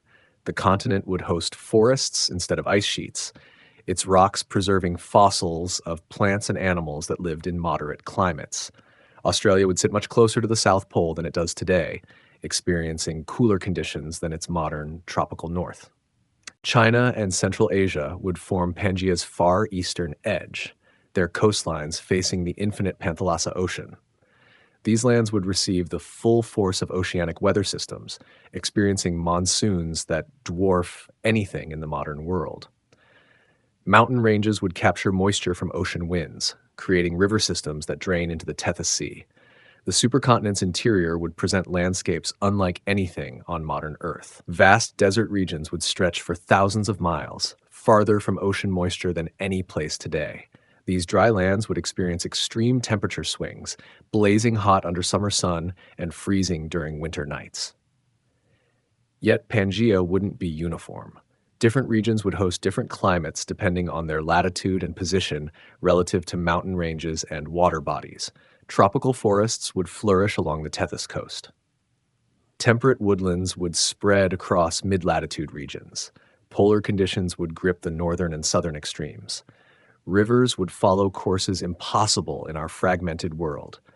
A traveler could theoretically walk from the Arctic Ocean to Antarctica without crossing salt water. Major river systems would drain continental interiors through mountain passes, carrying sediment from the heart of Pangea to its distant shores. The night sky would look different too. Without separate continents to create isolated populations, life would mix and spread in ways we can barely imagine. Migration routes would span entire hemispheres. Seasonal movements of animals would cross what are now ocean basins. This unified world represents both an end and a beginning. Pangea marks the culmination of hundreds of millions of years of continental drift and collision. But even at its moment of greatest unity, the supercontinent carries within itself the seeds of its own destruction. Deep beneath the surface, convection currents in the mantle begin to shift. New patterns of heat flow start to develop. The forces that built Pangea will eventually tear it apart. For now, though, the great continent stands complete, a testament to the planet's power to reshape itself on scales of time and space that dwarf human experience. This is Earth at its most unified, its land gathered into a single statement of geological possibility. Inside the heart of Pangea, step into the interior of the great continent, far from any ocean breeze or coastal moisture. Here, 1,000 miles from the nearest shore, the heart of Pangea beats to rhythms unknown in our modern world. This is a landscape of extremes, where continental weather patterns push the boundaries of what land can endure. The sun rises each morning over endless plains that stretch beyond sight. No mountains break the horizon for hundreds of miles in any direction. The flat expanse seems infinite, broken only by the occasional mesa or weathered hill. These remnants of ancient mountain ranges have been worn down by millions of years of wind and rain. Heat builds quickly in the continental interior. Without nearby oceans to moderate temperature, the land surface warms rapidly under the intense sun. By midday, thermal currents rise like invisible pillars, creating dust devils that dance across the barren ground. The air shimmers with mirages that make distant objects appear to float above the horizon. Rivers cross this vast interior like lifelines in a desert. They begin as mountain streams at Pangea's edges, gathering water from coastal rains and highland snowmelt. By the time they reach the continental heart, these waterways have grown into broad, slow-moving flows that meander across nearly flat terrain. The largest rivers create their own weather systems. Water evaporating from their surfaces adds humidity to the dry continental air. This moisture sometimes builds into thunderstorms that bring brief but violent downpours to the surrounding landscape. Flash floods scour temporary channels, then disappear as quickly as they came. Seasonal patterns govern life in Pangea's interior with rigid discipline. Winter brings cold that seems to penetrate stone itself. With no warm ocean currents to moderate the climate, temperatures plunge far below anything most modern continents experience. The ground freezes solid, rivers turn to ice, snow blankets the landscape for months. Then comes summer's revenge. The same continental mass that freezes in winter now bakes under relentless heat. Temperatures soar beyond anything in today's hottest deserts. The ground cracks into polygonal patterns. Plants wither despite deep root systems. Animals seek shelter in whatever shade they can find. Rainfall follows patterns dictated by the supercontinent's immense size. Monsoons sweep in from the distant oceans, but they weaken rapidly as they penetrate the continental interior. Most of their moisture falls as rain in the first few hundred miles inland. By the time weather systems reach Pangea's heart, they carry little water left to share. When rains do come to the interior, they often arrive as violent storms. The flat terrain offers no barriers to slow-moving weather systems. Thunderstorms build to enormous sizes, spawning tornadoes that carve paths across the landscape. Lightning strikes start fires that burn for weeks across the dry grasslands. Dust storms present another hazard in this continental interior. Strong winds pick up fine sediment from dried lake beds and exposed soil. These dust clouds can rise miles into the atmosphere, creating walls of airborne earth that block out the sun. Animals and plants must endure these choking conditions until the winds finally calm. Despite the harsh conditions, life finds ways to thrive in Pangea's heart. Plants develop extensive root systems that tap groundwater far below the surface. Some store water in specialized tissues, becoming living reservoirs that can survive months without rain. Others time their growth to brief, wet seasons, completing entire life cycles in a few weeks. Animals adapt with equal creativity. Many species migrate seasonally, following the rains or seeking shelter from extreme temperatures. Burrowing becomes a survival strategy, allowing creatures to escape both heat and cold in underground refuges. Some animals estivate during the hottest months, entering dormancy until conditions improve. Fossil evidence suggests that even these harsh interior regions supported diverse ecosystems. Prehistoric forests followed river courses, creating ribbons of green through otherwise barren landscapes. Lake systems provided oases where aquatic life flourished. Wetlands formed in low-lying areas where groundwater reached the surface. The chemistry of rocks formed in Pangea's interior tells the story of these extreme conditions. Red sandstones preserve the signature of oxidizing conditions in hot, dry climates. Salt deposits mark the locations of ancient lakes that evaporated completely during dry seasons. Wind-carved rocks record the direction of prevailing winds that blew across the continent. This continental interior represents one of Earth's most extreme experiments in terrestrial climate. Never before or since has so much land been concentrated so far from moderating ocean influences. The result is a laboratory of climate extremes, where the planet tests the limits of what life on land can endure. Yet even in this harsh environment, the processes that will eventually break Pangea apart continue their patient work. Deep beneath the surface, heat builds in the mantle. Pressure accumulates along ancient fault lines. The great continent may seem permanent and unchanging, but time moves differently in the depths below, where forces gather that will reshape the world once again. The Great Superocean. Panthalassa. Beyond Pangea's shores stretches an ocean so vast it dwarfs our modern Pacific.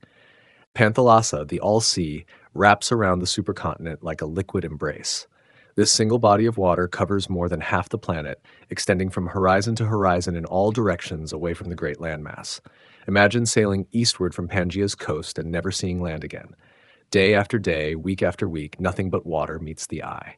The ocean seems infinite, its blue expanse broken only by clouds, weather, and the occasional volcanic island. This is the reality of Panthalassa, a marine realm larger than all modern oceans combined. The superocean moves in patterns unlike anything in today's world. Without continents to break up circulation, massive currents flow around the planet in great loops. These oceanic rivers transport heat from equatorial regions toward the poles more efficiently than any modern current system. Warm water travels thousands of miles without meeting barriers that would deflect or slow its movement. Near the equator, the ocean absorbs enormous amounts of solar energy. The water warms to temperatures that would seem tropical even by modern standards. This heat drives evaporation on a scale hard to imagine today. Vast quantities of water vapor rise into the atmosphere, creating weather systems that span entire hemispheres. Trade winds blow across Panthalassa's surface with steady consistency. These global air currents, unbroken by continental barriers, create wave patterns that roll around the planet. Storm systems born in one hemisphere can travel halfway around the world, gathering energy from the warm ocean surface as they move. The deep ocean holds mysteries that will never be fully known. Panthalassa's floor spreads wider than modern ocean basins, creating abyssal plains that stretch for thousands of miles. Volcanic ridges snake across these depths, building new oceanic crust as the seafloor spreads away from mid-ocean rises. Life in Panthalassa adapts to conditions unlike those in any modern ocean. The superocean's immense size creates isolated regions where evolution proceeds independently for millions of years. Some marine creatures develop into forms that would seem alien to modern eyes. Others establish patterns of migration that span continents. Coral reefs flourish in Panthalassa's warm equatorial waters. These ancient reef systems grow to sizes that make modern coral formations seem modest by comparison. Entire provinces of the seafloor become covered with reef complexes, creating underwater mountain ranges built entirely from the skeletons of marine organisms. The ocean's chemistry differs from today's seas in subtle but important ways. Higher levels of carbon dioxide in the atmosphere make the water more acidic. Different patterns of marine circulation alter the distribution of nutrients and oxygen. These chemical variations affect everything from plankton growth to shell formation in marine animals. Seasonal patterns in Panthalassa follow rhythms set by the supercontinent's massive presence. Monsoons develop as temperature differences between land and sea drive air circulation on a planetary scale. These seasonal wind reversals create oceanic upwelling that brings nutrients from the deep water to the surface. The superocean's eastern shore, facing away from Pangea, experiences different conditions than its western margin. Here, thousands of miles from the nearest continent, purely oceanic weather systems develop. Hurricanes and typhoons grow to enormous sizes, unimpeded by land masses that would normally weaken such storms. Marine food chains in Panthalassa reach levels of complexity that may never be duplicated. The ocean's vast size allows for multiple layers of predator and prey relationships. Some marine creatures grow to enormous sizes, supported by the abundance of food in this global sea. Others develop specialized feeding strategies adapted to specific oceanic environments. Volcanic activity shapes parts of Panthalassa's character. Submarine volcanoes build island chains that rise from the ocean floor. These volcanic islands create stepping stones for marine life, allowing species to spread across otherwise impossible distances. Hot springs on the ocean floor support unique communities of deep-sea organisms. The superocean's relationship with Pangea creates feedback loops that affect both land and sea. Evaporation from Panthalassa's surface provides most of the moisture that falls as rain on the supercontinent. Changes in ocean temperature alter weather patterns on land. Continental erosion, in turn, affects ocean chemistry and marine ecosystems. Tidal patterns in Panthalassa differ from those in modern oceans. With fewer continental barriers to complicate water movement, tidal forces create more regular patterns. These predictable tides may have influenced the evolution of early marine organisms, providing reliable rhythms for feeding and reproduction. The superocean represents the flip side of Pangea's continental unity. While the land masses cluster together in unprecedented concentration, the water gathers into an equally unprecedented expanse. This division between supercontinent and superocean creates conditions that will never be repeated in Earth's history. Yet even Panthalassa carries within its depths the seeds of change. As the supercontinent begins to fracture, the great ocean will be divided into smaller basins. New continents will rise from its floor. The unity of water that matches Pangea's unity of land will be broken forever, creating the complex pattern of oceans and continents that characterizes our modern world. The tectonic standoff. Deep beneath Pangea's surface, something extraordinary happens. The restless motion that has driven continental drift for billions of years begins to slow. Plate tectonics, the engine of geological change, downshifts into lower gear. For a brief moment in Earth's long history, the planet experiences something approaching tectonic peace. This isn't complete stillness. The Earth never truly stops moving. Magma still circulates in the mantle. Hotspots still puncture the crust with volcanic activity. But the dramatic continental collisions that built Pangea give way to a period of relative quiet. The supercontinent enters a phase of stability that will last for millions of years. The reasons for this tectonic calm run deeper than the surface geology suggests. Pangea's assembly has reorganized heat flow patterns in the Earth's interior. The supercontinent acts like a giant blanket, insulating the mantle beneath it. Heat builds up under the massive landmass, while cooler conditions develop beneath the surrounding ocean. This thermal reorganization affects convection currents in the mantle. The circular flows of hot rock that drive plate motion adjust to new patterns. Some currents weaken or disappear entirely.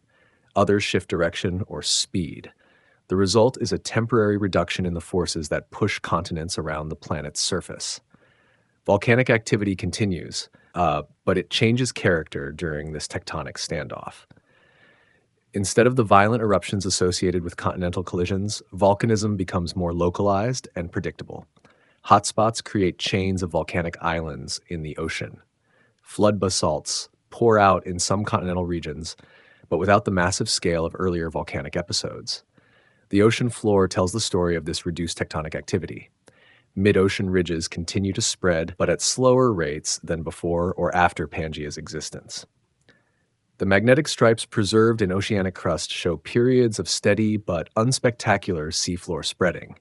Major fracture zones in the ocean crust remain relatively inactive. Continental margins around Pangea settle into passive configurations. The dramatic subduction zones that characterize the supercontinent's assembly quiet down.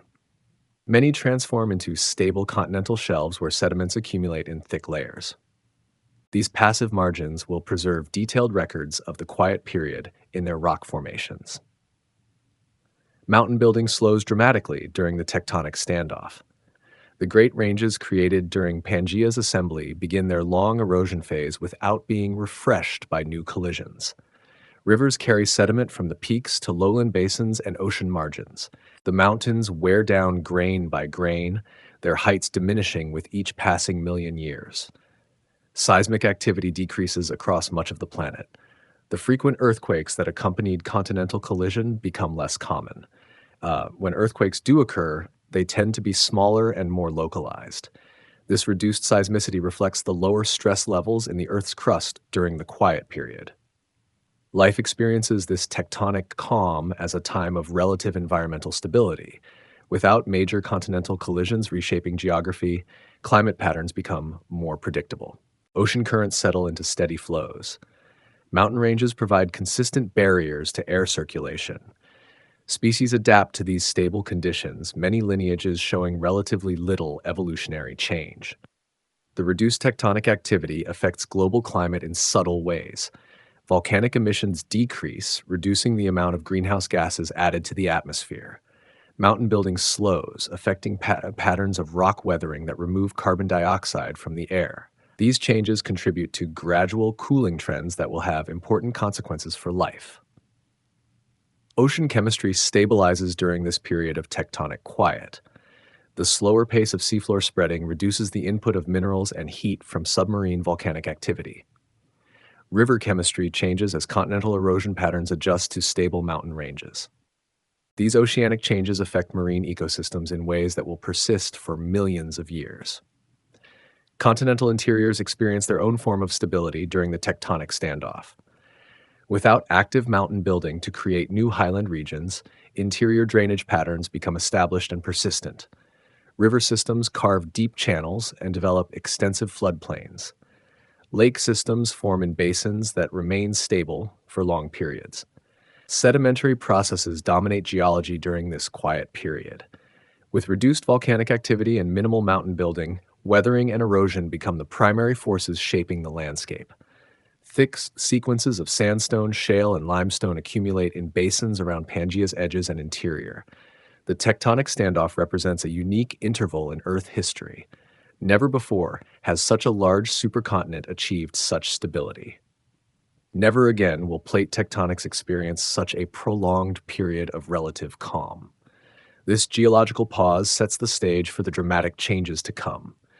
Yet beneath the apparent stability, new forces gather strength. Heat continues to build under the supercontinent. Pressure accumulates along ancient fault lines. The mantle convection patterns that created the tectonic standoff begin to reorganize once again. The seeds of Pangea's destruction germinate in the quiet depths, preparing for the moment when the great continent will begin its journey toward dissolution. Reptiles, sandstorms, and survival. In Pangea's harsh interior, life faces its greatest terrestrial challenge. Far from moderating ocean breezes, hundreds of miles from the nearest coast, creatures must adapt to extremes that push the boundaries of biological possibility. This is where reptiles write their first chapters of dominance, proving that vertebrate life can conquer even the most demanding environments. The early reptiles possess a revolutionary adaptation, the amniotic egg. Unlike their amphibian ancestors, who must return to water for reproduction, reptiles carry their own private ponds. The hard-shelled egg creates a protected aquatic environment wherever it's laid. This simple innovation unlocks vast continental interiors that were previously off-limits to vertebrate life. Dimetrodon prowls the arid landscapes with its distinctive sail-like fin rising from its back. This remarkable structure functions as a biological solar panel, helping the creature warm its body during cool mornings and dissipate heat during scorching afternoons. The sail makes Dimetrodon one of the first vertebrates to achieve sophisticated temperature regulation on land. Smaller reptiles develop their own strategies for surviving Pangea's extremes. Some burrow deep into the ground, escaping both heat and cold in underground refuges. Others develop the ability to estivate, entering dormancy during the harshest seasons. Many reptilian species perfect the art of water conservation, producing highly concentrated urine and dry feces to minimize water loss. Plant life adapts to the continental interior with equal creativity. Seed ferns spread across the landscape, their reproductive structures protected by tough coverings that can survive long, dry periods. These plants develop extensive root systems that tap groundwater far below the surface. Some species store water in specialized tissues, becoming biological reservoirs during drought seasons. The landscape itself shapes survival strategies. Vast alluvial fans spread outward from distant mountain ranges, creating gently sloping terrain covered with loose sediment. River channels shift constantly across these fans, following the rains from season to season. Life must be mobile and adaptable to thrive in such unstable environments. Sandstorms present one of the greatest challenges to terrestrial life. Strong winds pick up fine particles from dried lakebeds and exposed soil, creating walls of airborne earth that can rise miles into the atmosphere. These dust storms block sunlight, clog respiratory systems, and sandblast any exposed surfaces. Plants develop waxy coatings and small leaves to minimize damage. Animals seek shelter or burrow underground when storms approach. Seasonal patterns dominate life in Pangea's heart with ruthless regularity. The brief wet seasons bring explosion of activity. Seeds germinate within days of the first rains. Insects emerge from dormancy in enormous numbers. Predators time their reproduction to coincide with this seasonal abundance. But the dry seasons test every adaptation to its limits. Food webs in these harsh environments show remarkable efficiency. Nothing can be wasted in a landscape where resources are scarce and unpredictable. Decomposers work quickly to recycle nutrients from dead organic matter. Scavengers compete fiercely for any available carrion. Primary producers must maximize their energy capture during brief favorable periods. Lakes and rivers become lifelines in this continental desert. These water sources attract diverse communities of plants and animals that depend entirely on their continued flow. Riparian forests follow river courses like green ribbons across otherwise barren terrain. These oases support complex ecosystems that would be impossible in the surrounding dry lands. Some reptiles grow to impressive sizes in Pangea's interior. Edaphosaurus, another sailback species, reaches lengths of 10 feet or more. Its diet consists primarily of plants, making it one of the earliest large herbivorous reptiles. The creature's size helps it store water and maintain body temperature in the face of extreme climate variation. Arthropods continue to thrive in these challenging conditions. Giant millipedes process dead plant material, breaking down organic matter that would otherwise accumulate on the landscape. Predatory arthropods hunt smaller prey with remarkable efficiency.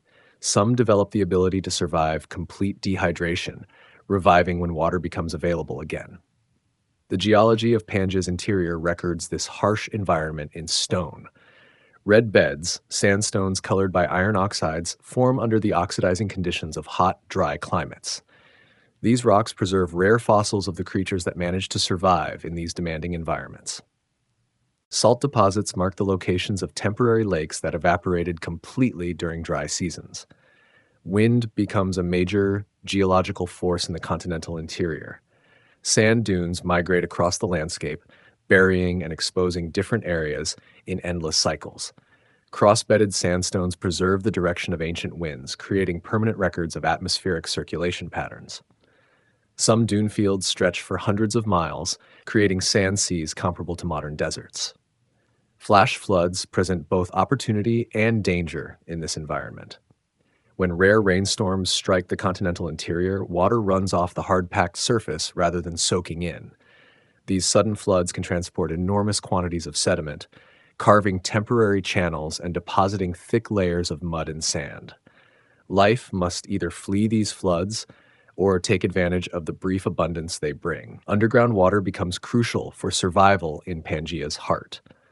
Springs mark locations where groundwater reaches the surface, creating permanent oases in the continental desert. These water sources often support unique communities of plants and animals that depend entirely on the reliable water supply. Some species evolve specifically to live in and around these spring systems. The atmosphere itself differs from modern conditions in ways that affect life's survival strategies. Higher carbon dioxide levels make the air more dense and affect plant physiology. Different oxygen concentrations alter the metabolism of animals. These atmospheric differences require evolutionary adaptations that have no modern equivalents. Competition intensifies in environments where resources are limited and unpredictable. Species must specialize to avoid direct competition with their neighbors. Some become highly efficient at finding and processing specific food sources. Others develop superior abilities to detect and reach water sources. Still, others perfect the timing of their activities to avoid competitors. This harsh interior environment serves as an evolutionary laboratory where only the most efficient and adaptable species survive. The selective pressures are intense and unforgiving, but for those lineages that master the challenges, Pangea's heart offers vast territories with relatively little competition. The reptiles that succeed here will carry their hard-won adaptations into future environments as the supercontinent eventually breaks apart.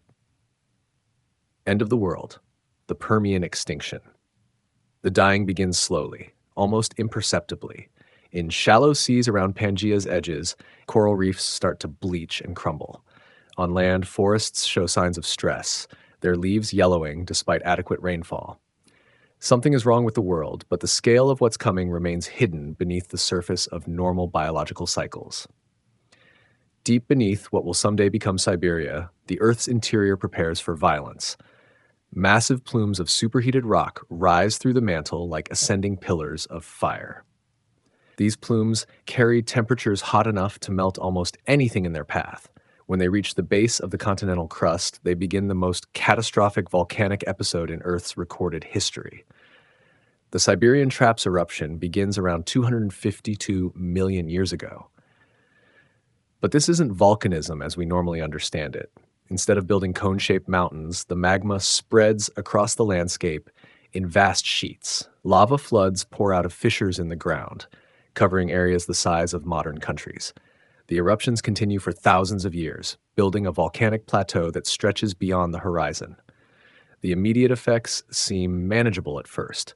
Plants and animals near the eruption zones die from heat and toxic gases, but life has survived volcanic catastrophes before. The rest of the world continues its normal patterns, unaware that this eruption is different. The volume of lava and gas being released exceeds anything in Earth's recent past. Volcanic gases begin to alter the atmosphere in subtle but crucial ways. Sulfur dioxide creates acid rain that falls across vast areas. Carbon dioxide levels rise as massive quantities of the gas pour from volcanic vents.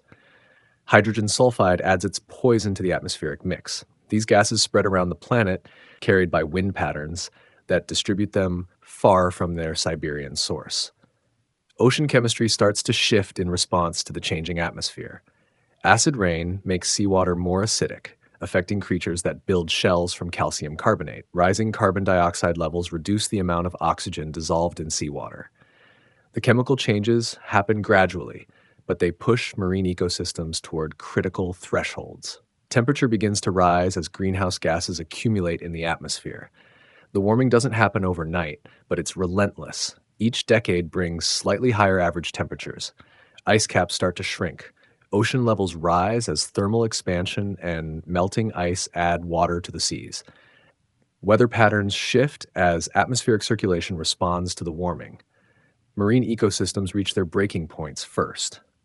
In the oceans, the combination of warming, acidification, and reduced oxygen creates conditions that few organisms can tolerate. Coral reefs, which had flourished for millions of years, collapse within relatively few generations. The creatures that built these underwater cities simply cannot survive the changed chemistry. The extinction spreads upward through marine food webs with terrifying efficiency. Plankton populations crash as ocean chemistry shifts beyond their tolerance limits. Without these microscopic organisms, larger marine animals lose their primary food source. Fish populations plummet. Marine reptiles and early marine mammals face starvation in oceans that can no longer support their food chains. On land, the effects take longer to manifest but prove equally devastating. Rising temperatures stress plant communities beyond their adaptive limits. Forests that have stood for millions of years begin to die back. Desert regions expand as rainfall patterns shift. Rivers dry up or change course, eliminating water sources that terrestrial life depends upon. The warming accelerates as feedback loops kick in. Melting permafrost releases methane, another potent greenhouse gas. Dying forests stop absorbing carbon dioxide from the atmosphere. Ocean circulation patterns slow down, reducing the sea's ability to absorb atmospheric gases. Each change amplifies the others, pushing the climate system toward complete reorganization. Terrestrial ecosystems collapse in cascading waves. Plant communities that form the base of food webs disappear first. Herbivorous animals lose their food sources and begin to starve. Predators face elimination as their prey species vanish. Even the most adaptable species struggle to find suitable habitats as familiar environments transform beyond recognition. The extinction reaches its peak intensity around 251 million years ago. Scientists estimate that over 90% of marine species vanish forever during this interval. On land, roughly 70% of vertebrate species disappear. Entire groups of organisms that had dominated ecosystems for millions of years are reduced to a few scattered survivors or eliminated completely. Some regions become virtually lifeless. In the worst affected areas, fossil deposits from this time period contain almost no signs of life. The rocks tell a story of environmental conditions so severe that even the hardiest organisms couldn't survive. Acid rain strips vegetation from landscapes. Toxic gases make the air unbreathable for many species. Yet even in this darkest moment of Earth's biological history, life persists in refugia. Some species survive in isolated pockets where local conditions remain marginally tolerable. Deep ocean environments harbor survivors that will eventually repopulate the seas. Underground burrows protect some terrestrial species from the worst atmospheric conditions. The volcanic eruptions finally begin to wane after covering millions of square miles with lava. But the damage to Earth's environmental systems continues for thousands of years after the last eruption. Recovery will require millions of years and will produce a world very different from the one that existed before the catastrophe. This is the Great Dying, the closest life has ever come to complete extinction. The Permian extinction marks not just the end of an era, but the end of a world. When life finally recovers from this catastrophe, it will take new forms and follow new evolutionary paths. The survivors will inherit a planet transformed by the greatest environmental disaster in Earth's history, the Pangean recovery. From the ashes of the Great Dying, life begins its long climb back toward abundance. The world that emerges from the Permian extinction bears little resemblance to the one that existed before. Empty oceans slowly refill with new forms of marine life. Barren landscapes gradually welcome new plant communities. The recovery unfolds over millions of years, creating ecosystems unlike any that came before. The earliest Triassic period dawns on a planet still reeling from catastrophe. Vast areas remain nearly lifeless, their soils poisoned by acid rain and toxic volcanic gases. Ocean basins contain only scattered pockets of surviving marine organisms. The carbon cycle struggles to reestablish balance after massive disruption. Yet even in this harsh environment, evolution begins its patient work of renewal. Survivors from the extinction emerge from their refugia like pioneers venturing into an empty continent. These species face both opportunities and challenges unprecedented in their evolutionary history. With most competing species eliminated, survivors can expand into ecological niches that were previously occupied, but they must also adapt to environmental conditions that remain far from normal. Plants lead the recovery on land, as they have after previous mass extinctions. Ferns and fern allies spread rapidly across landscapes stripped bare by environmental catastrophe. These hardy pioneers can tolerate acidic soils and unstable climate conditions. Their spores travel easily on wind currents, allowing rapid colonization of distant areas. Early Triassic plant communities show remarkable simplicity compared to pre-extinction forests. Instead of diverse communities with many different species, survivors form nearly monospecific stands. Pleuromia, a small club moss relative, dominates many terrestrial environments. These plant communities lack the complexity of earlier ecosystems, but they begin the crucial work of soil stabilization and carbon cycling. In the oceans, recovery follows different patterns. Marine ecosystems show signs of stress for millions of years after the extinction.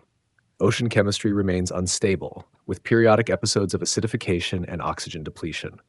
The few surviving marine organisms must cope with these ongoing environmental challenges while beginning to diversify. Mollusks become important players in marine recovery. Small gastropods and bivalves colonize shallow water environments where their conditions permit. These creatures prove remarkably adaptable to changing ocean chemistry. Their ability to modify shell composition in response to acidic conditions gives them advantages over organisms with more rigid physiological requirements. New types of reef communities begin to develop, but they differ dramatically from the coral reefs that dominated pre-extinction seas. Instead of being built by colonial organisms, early Triassic reefs often consist of microbial mats, simple communities of bacteria and algae. These primitive reef builders can tolerate environmental conditions that would kill more complex organisms. Vertebrate life shows perhaps the most dramatic changes during the recovery period. The extinction eliminated many dominant groups, creating opportunities for previously minor lineages to diversify and expand. This evolutionary reshuffling sets the stage for the rise of entirely new types of animals. Early archosaurs begin their rise to dominance during the Triassic recovery. These reptiles, ancestors of dinosaurs and crocodiles, possess several advantages that help them succeed in post-extinction environments. Their efficient respiratory systems allow them to cope with atmospheric conditions that challenge other vertebrates. Their diverse tooth types enable them to exploit different food sources as ecosystems rebuild. Therapsids, the mammal-like reptiles that survived the extinction, continue their evolutionary journey toward true mammals. Genera like Lystrosaurus become incredibly abundant in early Triassic terrestrial environments. These sturdy herbivores possess the ability to digest coarse plant material, allowing them to survive on the simple vegetation available during recovery. Marine reptiles begin to diversify as ocean ecosystems stabilize. Early ichthyosaurs take to the seas, developing adaptations for aquatic life. These reptiles evolve fish-like body forms and feeding strategies that allow them to exploit marine resources unavailable to land-dwelling relatives. Their success marks the beginning of reptilian dominance in marine environments. Climate during the recovery period remains warm and often unstable. The greenhouse gases released during the Siberian Traps eruptions continue to influence atmospheric conditions. Global temperatures remain elevated compared to pre-extinction levels. This warming creates opportunities for some species while challenging others adapted to cooler conditions. Seasonal patterns become more extreme during early Triassic times. The large continental mass of Pangea amplifies temperature differences between seasons. Monsoon patterns intensify, bringing alternating periods of flood and drought to many regions. Life must adapt to these enhanced seasonal variations while still recovering from extinction pressures. The recovery process shows both resilience and fragility in Earth's biological systems.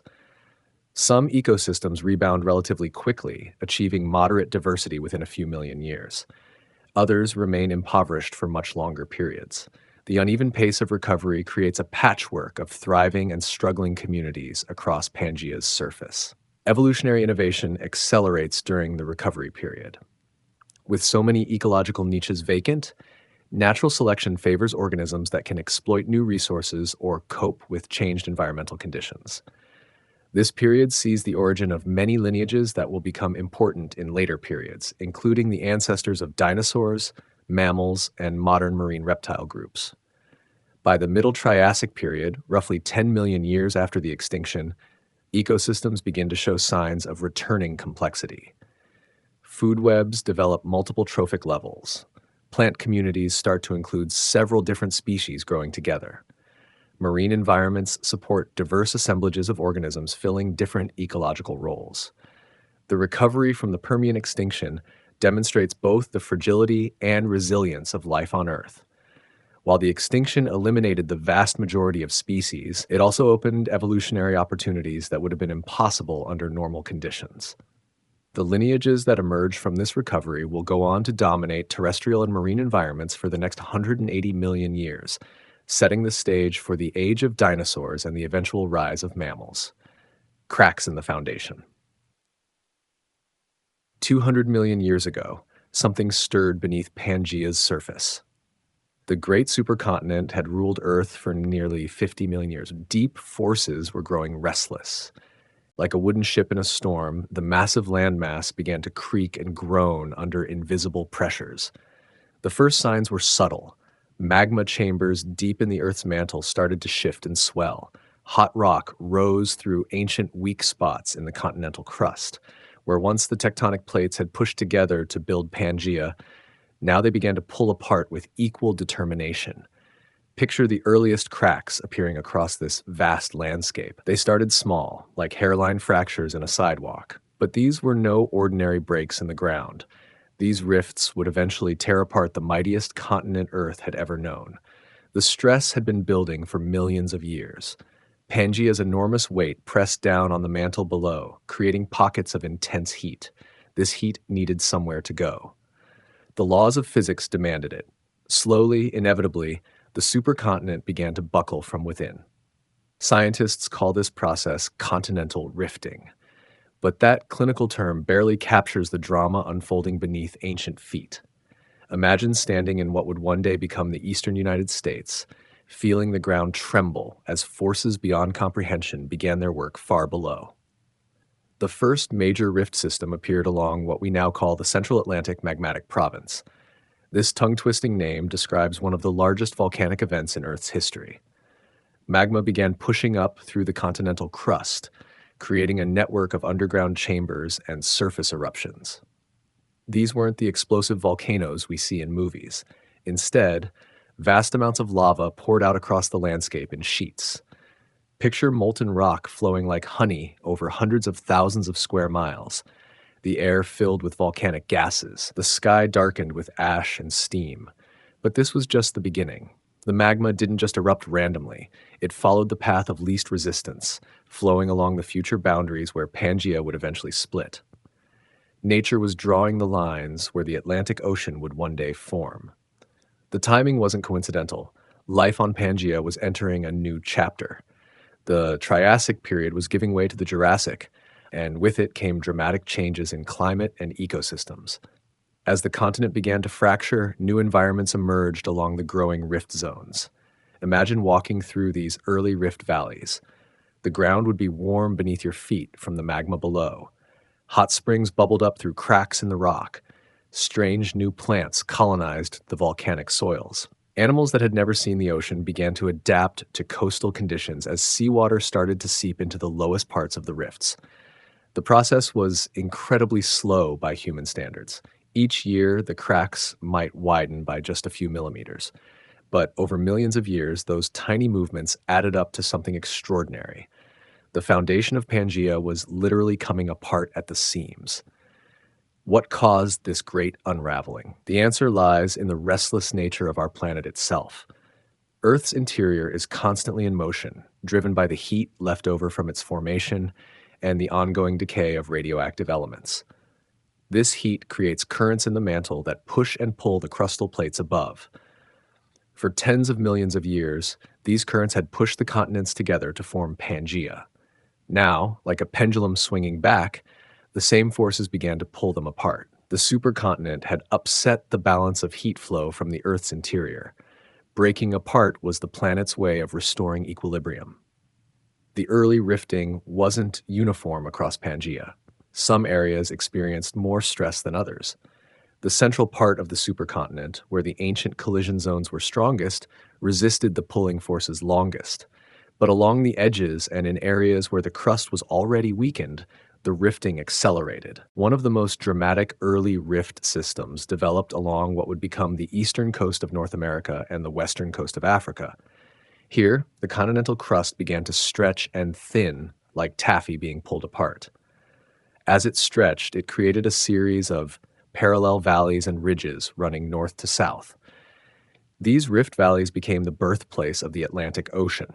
At first, they were dry basins filled only with volcanic rock and the occasional lake. But as the rifting continued, they would eventually drop below sea level and welcome their first taste of seawater. The volcanic activity during this early rifting phase was truly spectacular. Lava flows extended for hundreds of miles. Some individual eruptions produced more molten rock than all the world's active volcanoes combined release in a typical year.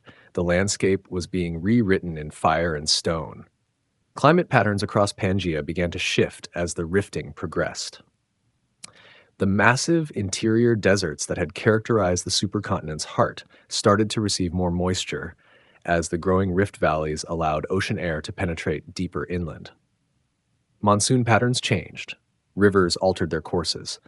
For the dinosaurs and other creatures living through this transformation, the changes must have been both gradual and profound. Species that had evolved in the dry interior of Pangea suddenly found themselves living near growing seas. New ecological niches opened up as the rifts created diverse environments from volcanic slopes to shallow lagoons. The very air they breathed was changing too. Volcanic eruptions released enormous amounts of carbon dioxide and other gases into the atmosphere. This began to alter Earth's climate, making it warmer and more humid in many regions. The greenhouse effect from these volcanic gases helped support the lush forests and swamps that would become famous in the Jurassic period. As we stand at this moment in Earth's history, we can see the future taking shape. The cracks in Pangea's foundation would soon become rivers, then seas, then mighty oceans. But for now, they were just the first whispers of the tectonic symphony that would reshape our world. The break begins. The whispers became a roar. What started as gentle cracks in Pangea's foundation now tore through the supercontinent like lightning through storm clouds. The great breaking had begun in earnest, and there would be no turning back. Around 200 million years ago, the rifting process shifted into high gear. The slow, patient work of millions of years suddenly accelerated. Where once there had been hairline fractures, now gaping valleys opened across the landscape. The sound of splitting rock echoed across continents. The most dramatic split occurred right through Pangea's middle. The supercontinent began to separate into two massive pieces. The northern half, which scientists call Laurasia, started to drift away from the southern half, known as Gondwana. Between them, a new ocean was being born. This wasn't like tearing a piece of paper. Continental crust is incredibly thick and strong. Breaking it apart required forces beyond imagination. Deep in the Earth's mantle, currents of molten rock were doing the heavy lifting. These currents, called convection cells, acted like giant conveyor belts, dragging the pieces of Pangea in opposite directions. Picture the scene from high above. The once unified supercontinent now resembled a massive jigsaw puzzle coming apart. But instead of pieces scattered on a table, these continental fragments were floating on a sea of molten rock, each one the size of a modern continent. The Tethys Sea, which had been just a large bay on Pangea's eastern shore, began to expand dramatically. As Laurasia and Gondwana drifted apart, seawater rushed in to fill the growing gap between them. What had once been a narrow inlet became a vast ocean stretching halfway around the world. This new seaway changed everything. For the first time in millions of years, ocean currents could flow freely between the eastern and western sides of the planet. Warm tropical waters from the equator could reach regions that had been locked in Pangea's interior. The climate began to shift in ways that would have seemed impossible during the supercontinent's heyday. The volcanic activity during this breakup phase was unlike anything in modern Earth's experience. Imagine the island of Iceland with its dramatic eruptions and lava flows, but stretched across thousands of miles and erupting continuously for millions of years. The amount of lava produced during Pangea's breakup could have covered the entire United States under a layer of molten rock several feet thick. These eruptions weren't just spectacular displays of nature's power, they were the engines driving the continental drift.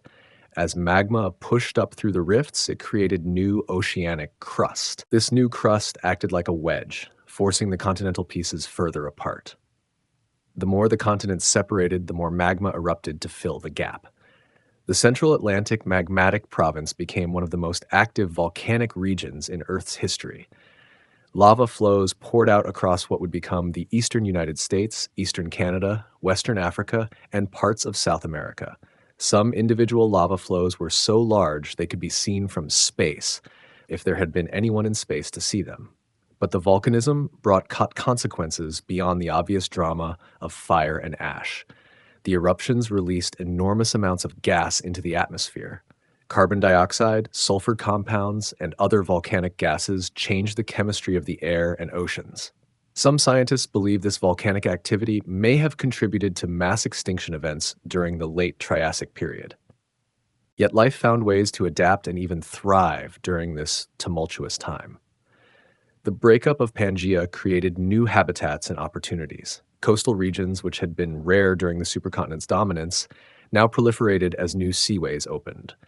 Marine life diversified rapidly as new ocean basins provided fresh evolutionary playgrounds. On land, the changing climate patterns brought by continental drift created new ecological niches. Dinosaurs, which had first appeared during Pangea's final years, began to diversify and spread across the separating continents. Each continental fragment became a separate evolutionary laboratory where unique species could develop. The early Atlantic Ocean was nothing like the vast waterway we know today. It was narrow, shallow, and filled with volcanic islands. Think of it as more like the modern Red Sea than the Atlantic. But it was growing. Every year, the rift system pushed North America a little further from Africa, South America a little further from Europe. The seafloor spreading process was just beginning to hit its stride. Along the mid-ocean ridges, underwater volcanoes created new oceanic crust at a rate of several centimeters per year. This might sound slow, but over millions of years, it added up to thousands of miles of new ocean floor. The magnetic signatures locked into this new oceanic crust would one day provide scientists with the key evidence for continental drift. As the underwater lava cooled, it preserved the direction of Earth's magnetic field like a frozen compass needle. These magnetic stripes in the ocean floor would eventually tell the story of how fast and when the continents moved apart.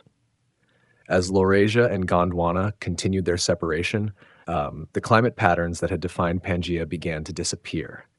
The massive interior deserts started to shrink as ocean moisture could penetrate deeper into the continental interiors. Monsoon patterns shifted. Rivers changed course as the landscape tilted and warped under tectonic stress. The breakup wasn't uniform or predictable. Some parts of the rift system moved faster than others. Some sections stalled for millions of years before resuming their movement. The continental fragments rotated as they drifted, creating complex patterns of mountain building and valley formation along their edges. In what would become the Gulf of Mexico, a particularly complex dance was beginning. The Yucatan Peninsula was starting to rotate away from the rest of North America, creating a circular basin that would eventually become one of the world's most important oil-producing regions. The salt deposits left behind by the evaporating seas in this region would play a crucial role in trapping oil and gas for future civilizations to discover. The emotional impact of this great breaking must have been profound for any conscious observer. The world was literally coming apart.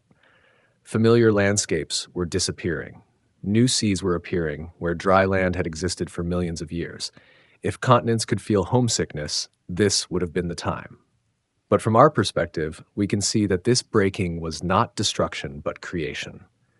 Each crack in Pangea's foundation was a birth canal for new oceans, new climate patterns, new opportunities for life to flourish and diversify. The supercontinent was not dying, but giving birth to the modern world. The Jurassic split. The music of the spheres grew louder as Earth entered the Jurassic period. What had begun as tentative cracks in Pangea's foundation now became a symphony of geological transformation. The Atlantic Ocean, still narrow and young, began to widen with increasing confidence. The age of dinosaurs was dawning, and the world they inherited was changing beneath their feet. Around 175 million years ago, the pace of continental drift accelerated. The slow waltz of the Triassic gave way to a more energetic dance. North America and Africa, which had been reluctant partners in Pangea's grand ballroom, now moved apart with growing determination. Each year brought them several centimeters further from their ancient embrace. The early Atlantic was a far cry from the mighty ocean we know today. Picture instead a series of narrow seaways, shallow basins, and volcanic islands. The water was warm and tropical, heated by the numerous underwater volcanoes that dotted the seafloor. Steam rose from the surface where lava met seawater, creating an almost primordial atmosphere. This young ocean was like a newborn stretching its limbs. The mid-Atlantic ridge, the underwater mountain range that would one day run the length of the ocean floor, was just beginning to take shape. Magma pushed up through the rift, creating new oceanic crust and pushing the continental margins ever further apart. The splitting wasn't happening in isolation. As the Atlantic opened, it had profound effects on the rest of the planet. Ocean currents that had been blocked by Pangea's massive bulk could now begin to flow. For the first time in millions of years, water could circulate freely between the northern and southern hemispheres through this new seaway. These changing ocean currents brought dramatic shifts in climate. The vast interior deserts that had characterized Pangea began to receive more rainfall as moist ocean air could penetrate deeper into the continents. Rivers that had been mere seasonal streams became mighty waterways. Lakes appeared where there had been only dry basins. The dinosaurs were the ultimate beneficiaries of these changes. The late Triassic had been a time of extinction and upheaval, but the Jurassic brought recovery and expansion. The increasingly humid climate supported vast forests of conifers, ferns, and cycads. These lush ecosystems provided the perfect backdrop for the evolution of the giant sauropods, the long-necked giants that would define the Jurassic period. Imagine standing on the shore of the early Atlantic and watching a herd of Diplodocus drinking from the warm, shallow waters. Behind them, steam rises from nearby volcanic vents. The air is thick with moisture and the scent of primitive flowering plants. This was a world in transition, caught between the dry uniformity of Pangea and the diverse complexity of the modern Earth. The volcanic activity during this period was extraordinary, even by Earth's dramatic standards. The seafloor spreading along the mid-Atlantic ridge produced vast quantities of basaltic lava. On land, flood basalts covered enormous areas of what would become eastern North America and western Africa. Some individual lava flows were thick enough to bury a modern skyscraper and extensive enough to cover entire states. These eruptions weren't just geological events, they were climate changers. The volcanic gases released during the Atlantic's opening altered the composition of the atmosphere.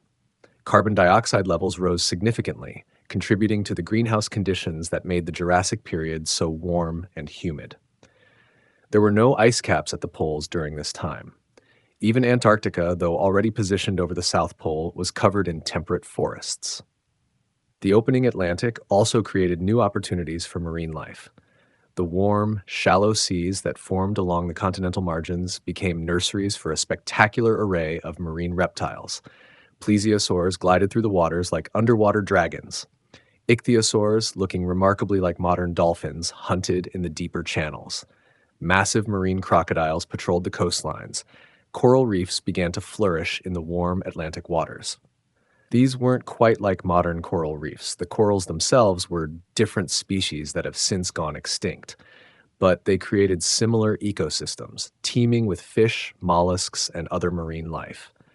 The limestone deposits from these ancient reefs would one day be quarried by humans for building materials. The chemistry of the ocean itself was changing. The increased volcanic activity had made the seawater more alkaline and nutrient-rich.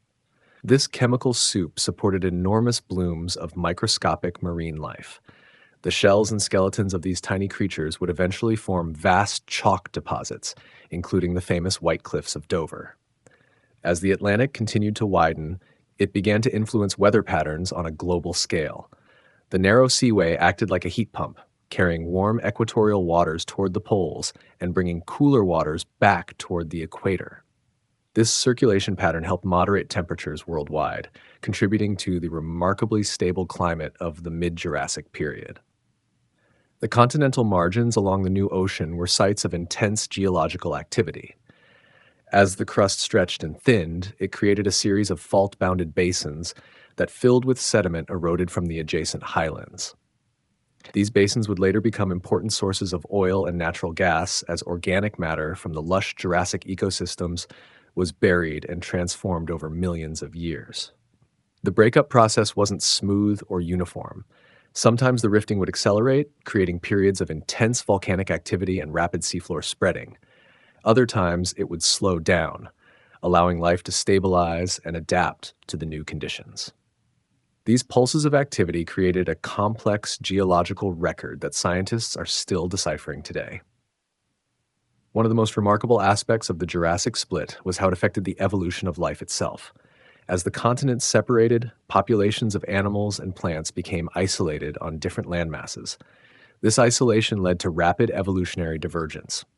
Species that had been nearly identical when Pangea was whole began to develop distinct characteristics on their separate continents. The dinosaurs provide some of the best examples of this evolutionary branching. Early in the Jurassic, dinosaur species were fairly similar across the globe, but as the continents drifted apart, distinct regional faunas began to emerge. The dinosaurs of North America started to differ from those of Europe best, which in turn differed from those of Asia and South America. Plant life showed similar patterns of divergence. The broadleaf trees and flowering plants that were just beginning to evolve during the Jurassic developed differently on each continent. This botanical diversification laid the groundwork for the explosion of flowering plant diversity that would characterize the later Mesozoic era. The opening of the Atlantic during the Jurassic period was more than just a geological event. It was a fundamental reorganization of how Earth's systems worked. Ocean currents, weather patterns, ecosystems, and evolutionary processes all changed in response to this new geography. The world was becoming more familiar, more like the planet we know today, yet it was still unmistakably alien. The continents were in different positions, the climate was dramatically warmer, and giant reptiles ruled both land and sea. Standing on the shore of the early Atlantic, watching the sun set over waters that hadn't existed a few million years earlier, An observer would have witnessed one of the most transformative periods in our planet's history. India goes rogue. In the grand theater of continental drift, some performers take center stage while others steal the show. India was about to become the most spectacular scene stealer in Earth's geological history. What started as a quiet separation from the southern supercontinent Gondwana would become the fastest, most dramatic continental journey ever recorded in stone. Around 130 million years ago, during the early Cretaceous period, something extraordinary began to happen along the eastern edge of Gondwana. A massive piece of continental crust, carrying what we now call India, started to break away from the rest of the southern supercontinent. This wasn't just another routine continental separation.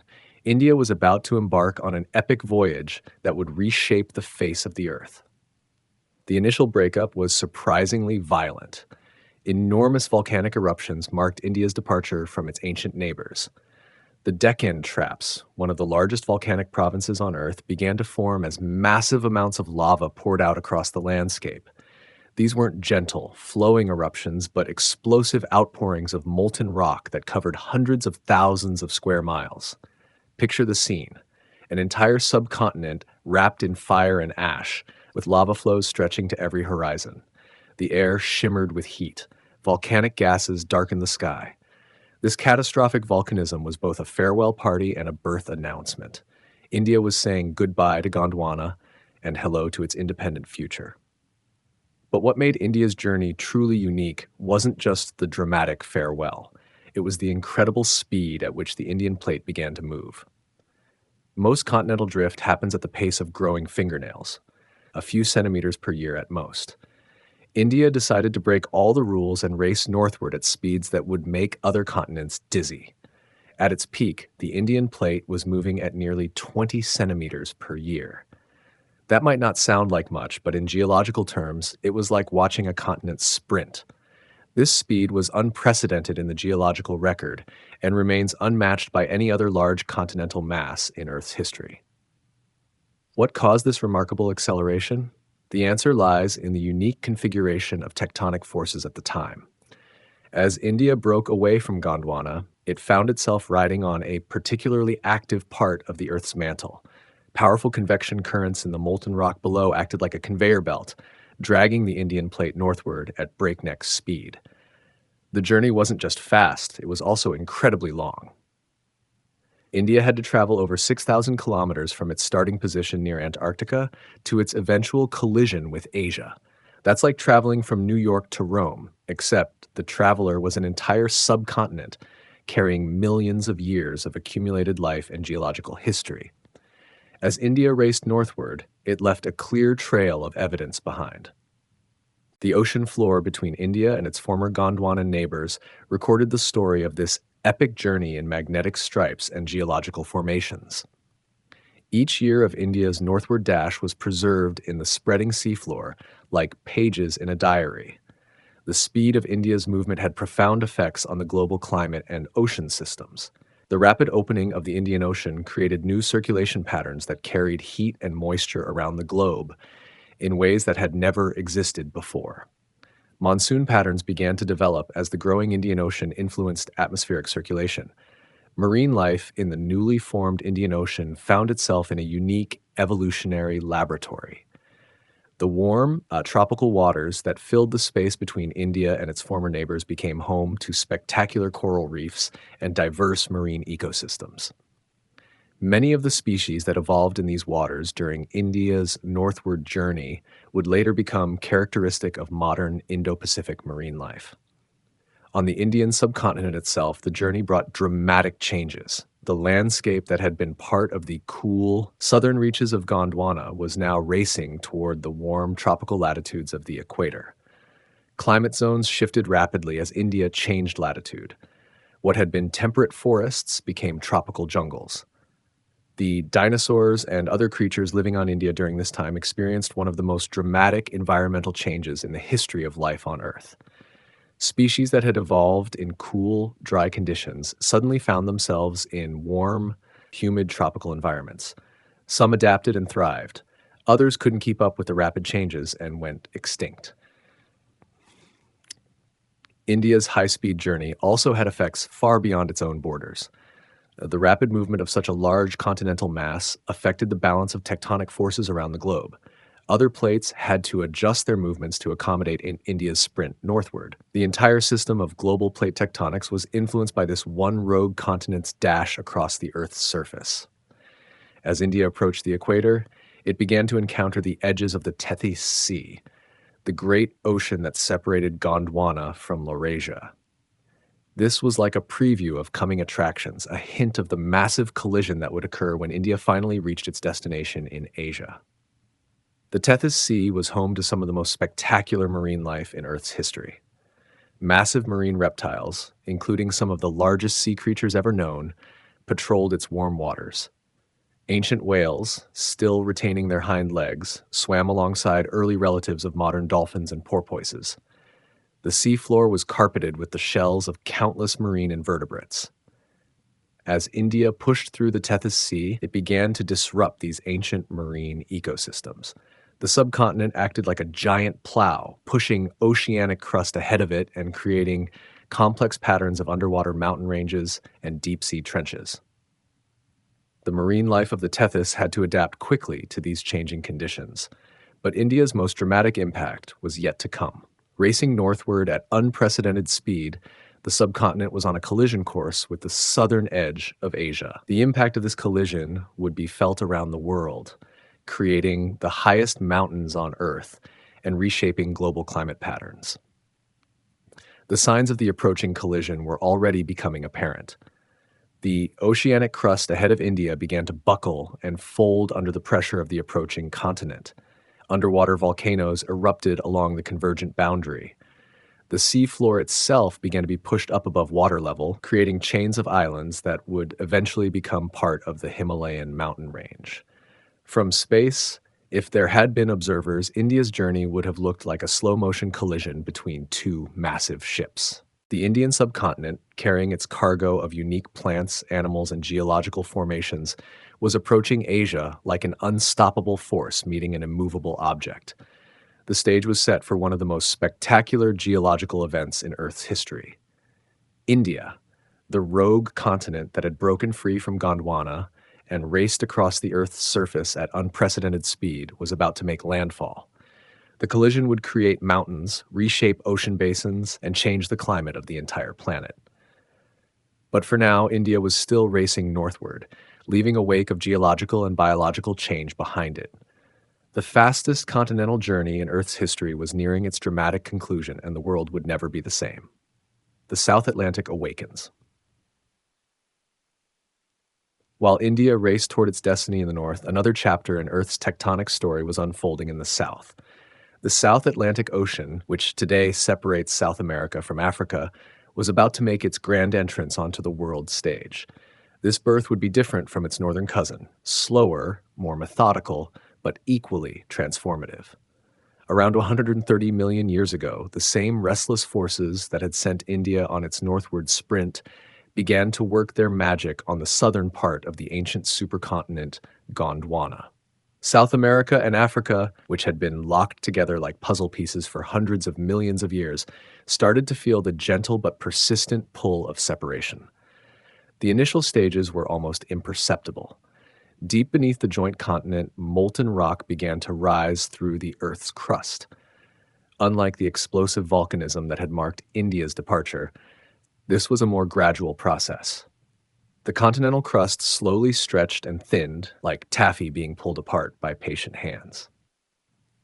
The first signs of the coming separation appeared as a series of rift valleys running north to south through what would become the South Atlantic Basin. These valleys were initially dry, filled only with the occasional lake or river, but they marked the spots where the ocean would eventually flow, like surveyor's marks laying out the blueprint for a future sea. The breakup didn't happen all at once. Instead, it began in the south and gradually worked its way northward, like a zipper opening in slow motion. The southern tip of South America started to pull away from the southern tip of Africa first, creating a narrow strait of water between them. This initial seaway was probably no wider than the modern English Channel, but it was the beginning of something much grander. As the separation continued, volcanic activity increased along the growing rift. But these weren't the catastrophic eruptions that had accompanied other continental breakups. Instead, the volcanism was more subdued, producing steady flows of basaltic lava that built up the foundations of the new ocean floor. Think of it as nature's way of laying down a carpet of rock to welcome the coming sea. The timing of the South Atlantic's opening was particularly significant for life on Earth. The Cretaceous period was a time of remarkable biological innovation and diversity. Flowering plants were beginning to spread across the continents, transforming terrestrial ecosystems. In the oceans, new groups of marine reptiles were evolving to fill every available ecological niche. As South America and Africa drifted apart, the growing South Atlantic became a natural laboratory for marine evolution. The warm, shallow waters along the continental margins provided perfect conditions for the development of new species of fish, mollusks, and marine reptiles. Many of the characteristic features of modern South Atlantic marine life can trace their origins back to this period of initial oceanic development. The separation process revealed some fascinating geological secrets. As the continents pulled apart, they exposed rocks that had been buried deep within the Earth's crust for hundreds of millions of years. These ancient formations, now brought to the surface along the continental margins, told the story of Gondwana's long history and the forces that had finally torn it apart. One of the most remarkable discoveries was the extent to which South America and Africa had been geologically connected. The rock formations, mineral deposits, and even fossil remains on either side of the growing South Atlantic matched perfectly, like two halves of a broken medallion. This evidence would later play a crucial role in proving the theory of continental drift. The climate effects of the South Atlantic's opening were felt around the world. The new ocean created a pathway for warm equatorial waters to flow southward, carrying heat toward the Antarctic regions. At the same time, cold polar waters could flow northward along the ocean floor, creating a circulation pattern that helped regulate global temperatures. This oceanic circulation had particularly important effects on the surrounding continents. South America's climate became more moderate as ocean breezes replaced the harsh continental conditions that had characterized the interior of Gondwana. Africa, too, experienced changes in rainfall patterns and temperature as the growing Atlantic influenced atmospheric circulation. The marine life that colonized the early South Atlantic was spectacular. Massive marine reptiles, including some of the largest predators ever to swim in Earth's oceans, patrolled the warm waters. Plesiosaurs, with necks longer than school buses, glided through the depths. Mosasaurs, marine lizards the size of modern sperm whales, ruled the food chain. The seafloor itself was teeming with life. Enormous oysters, some as large as bathtubs, built reef-like structures along the continental shelves. Ancient relatives of modern squid and octopus darted through the water, pursued by early sharks and bony fish. The ocean floor was carpeted with the shells of countless microscopic organisms, their remains eventually forming the chalk and limestone deposits that characterize much of the South Atlantic basin today. As the ocean continued to widen, it began to influence the evolution of life on the separating continents as well. Species that had been continuous across Gondwana were now isolated on either side of the growing waterway. This isolation led to rapid evolutionary divergence, with South American and African species beginning to develop distinct characteristics. The dinosaurs provide some of the most dramatic examples of this evolutionary splitting. Early in the Cretaceous, dinosaur faunas were remarkably similar across Gondwana, but as the South Atlantic widened, the dinosaurs of South America began to evolve differently from those of Africa. By the end of the Cretaceous, the dinosaur communities on either side of the South Atlantic were quite distinct. Plant evolution showed similar patterns. The flowering plants that were beginning to dominate terrestrial ecosystems during the Cretaceous developed different characteristics on each continent. South American flowers evolved different pollination strategies than their African relatives. Trees developed different leaf shapes and growth patterns in response to the changing climates on each continent. The geological processes that created the South Atlantic also had important implications for the planet's mineral resources. The rifting process concentrated certain types of mineral deposits along the continental margins. Salt deposits, formed by the evaporation of shallow seas during the early stages of rifting, would later become important sources of this essential mineral. More dramatically, the organic matter from the rich marine ecosystems of the early South Atlantic would eventually be transformed into some of the world's most important oil and gas deposits. The warm, nutrient-rich waters supported enormous populations of marine organisms, whose remains were buried in the sediments of the ocean floor and gradually transformed into fossil fuels over millions of years. The opening of the South Atlantic also marked an important milestone in the breakup of Gondwana. With South America and Africa now separated, the southern supercontinent was effectively split in two. The remaining pieces, Antarctica, Australia, and India, were now isolated and would follow their own separate evolutionary paths. From a broader perspective, the birth of the South Atlantic represented a fundamental shift in how Earth's systems operated. The creation of a new ocean basin changed global circulation patterns, influenced climate systems, and provided new opportunities for biological evolution. The planet was becoming more like the world we know today, with separate continents surrounded by distinct ocean basins. Yet, the South Atlantic was still a young ocean, narrow and warm compared to its modern incarnation. The continents were still relatively close together, and the ocean was probably no more than a few hundred kilometers wide at its widest point. It would take tens of millions of years for the South Atlantic to reach its current dimensions. As we look back at this pivotal moment in Earth's history, we can see the modern world beginning to take shape. The South Atlantic's awakening was one of the key events that transformed our planet from the unified world of Pangea to the diverse, complex system of continents and oceans that we inhabit today. Laurasia divides. In the northern hemisphere, the ancient supercontinent late Laurasia was preparing for its own spectacular finale.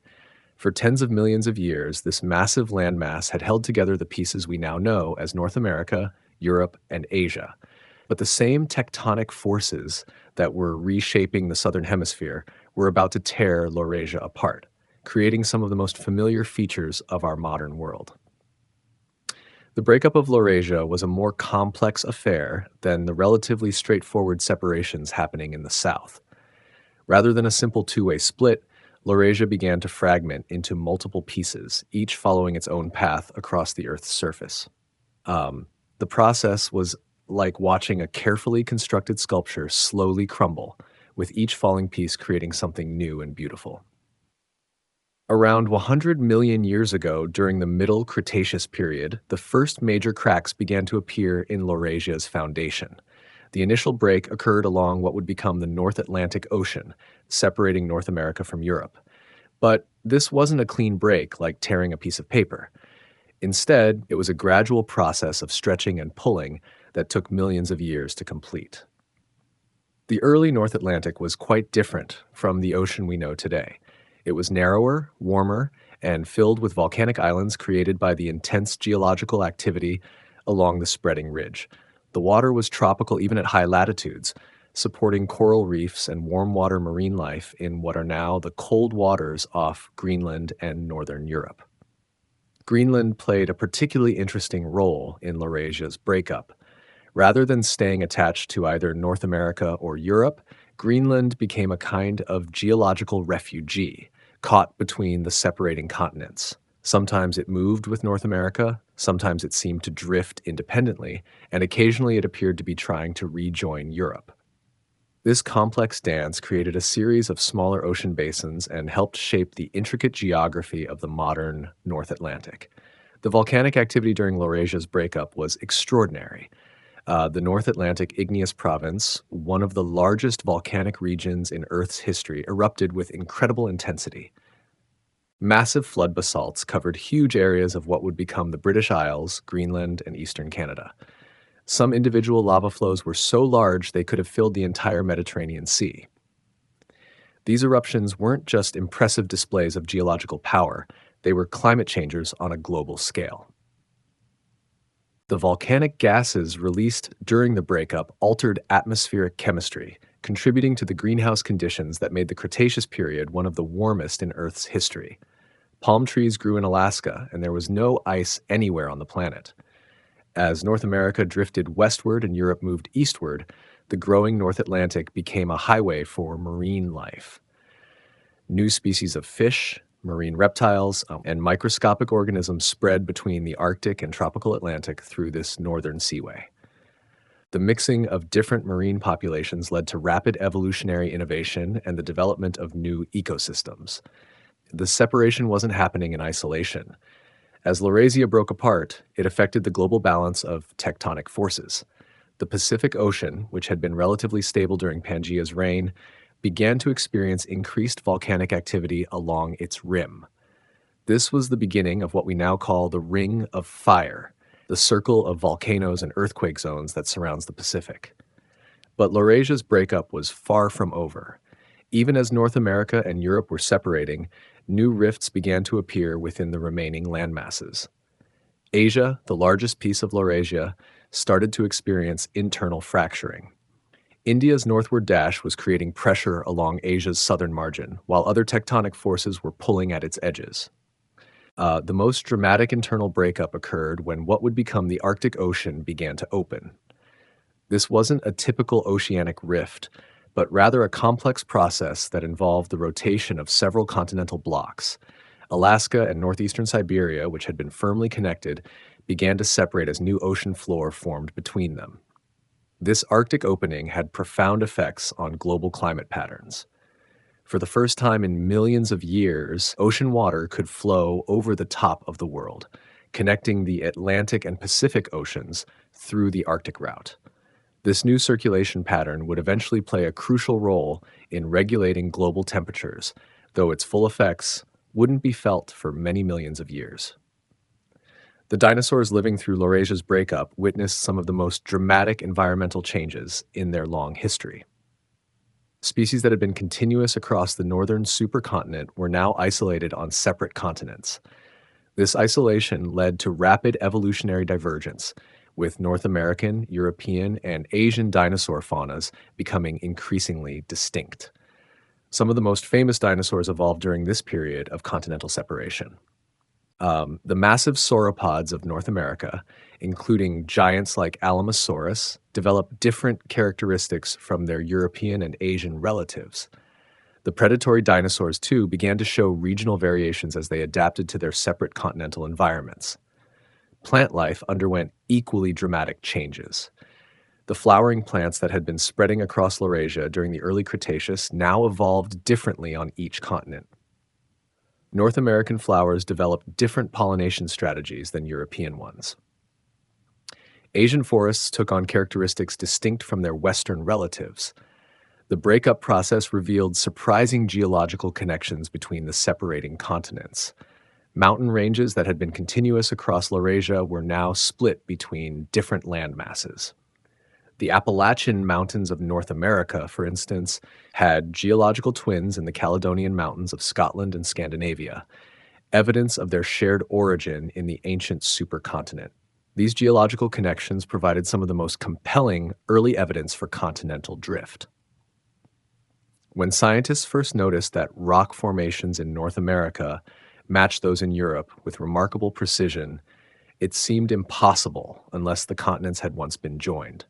The breakup of Laurasia had left geological fingerprints that would eventually help prove one of the most important theories in Earth science. The marine ecosystems that developed in the expanding North Atlantic were unlike anything that exists today. The warm, shallow seas supported enormous coral reefs, extending far into what are now the cold northern waters. Giant marine reptiles, including some of the largest predators ever to swim in Earth's oceans, patrolled these tropical northern seas. The chemistry of the early North Atlantic was also quite different from modern oceans. The intense volcanic activity made the water more alkaline and nutrient-rich.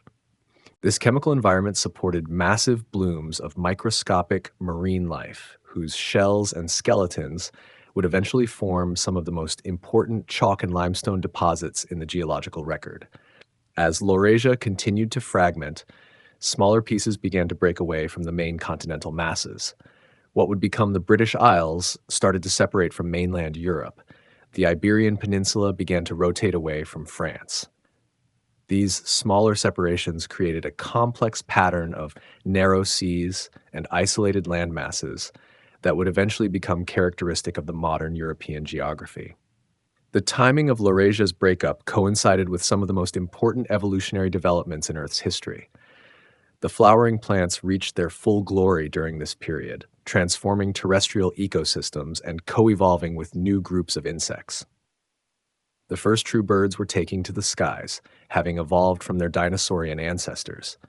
In the oceans, new groups of marine organisms were evolving to take advantage of the changing conditions. Modern sharks began to diversify rapidly, developing the body plans and hunting strategies that would make them successful predators for the next 100 million years.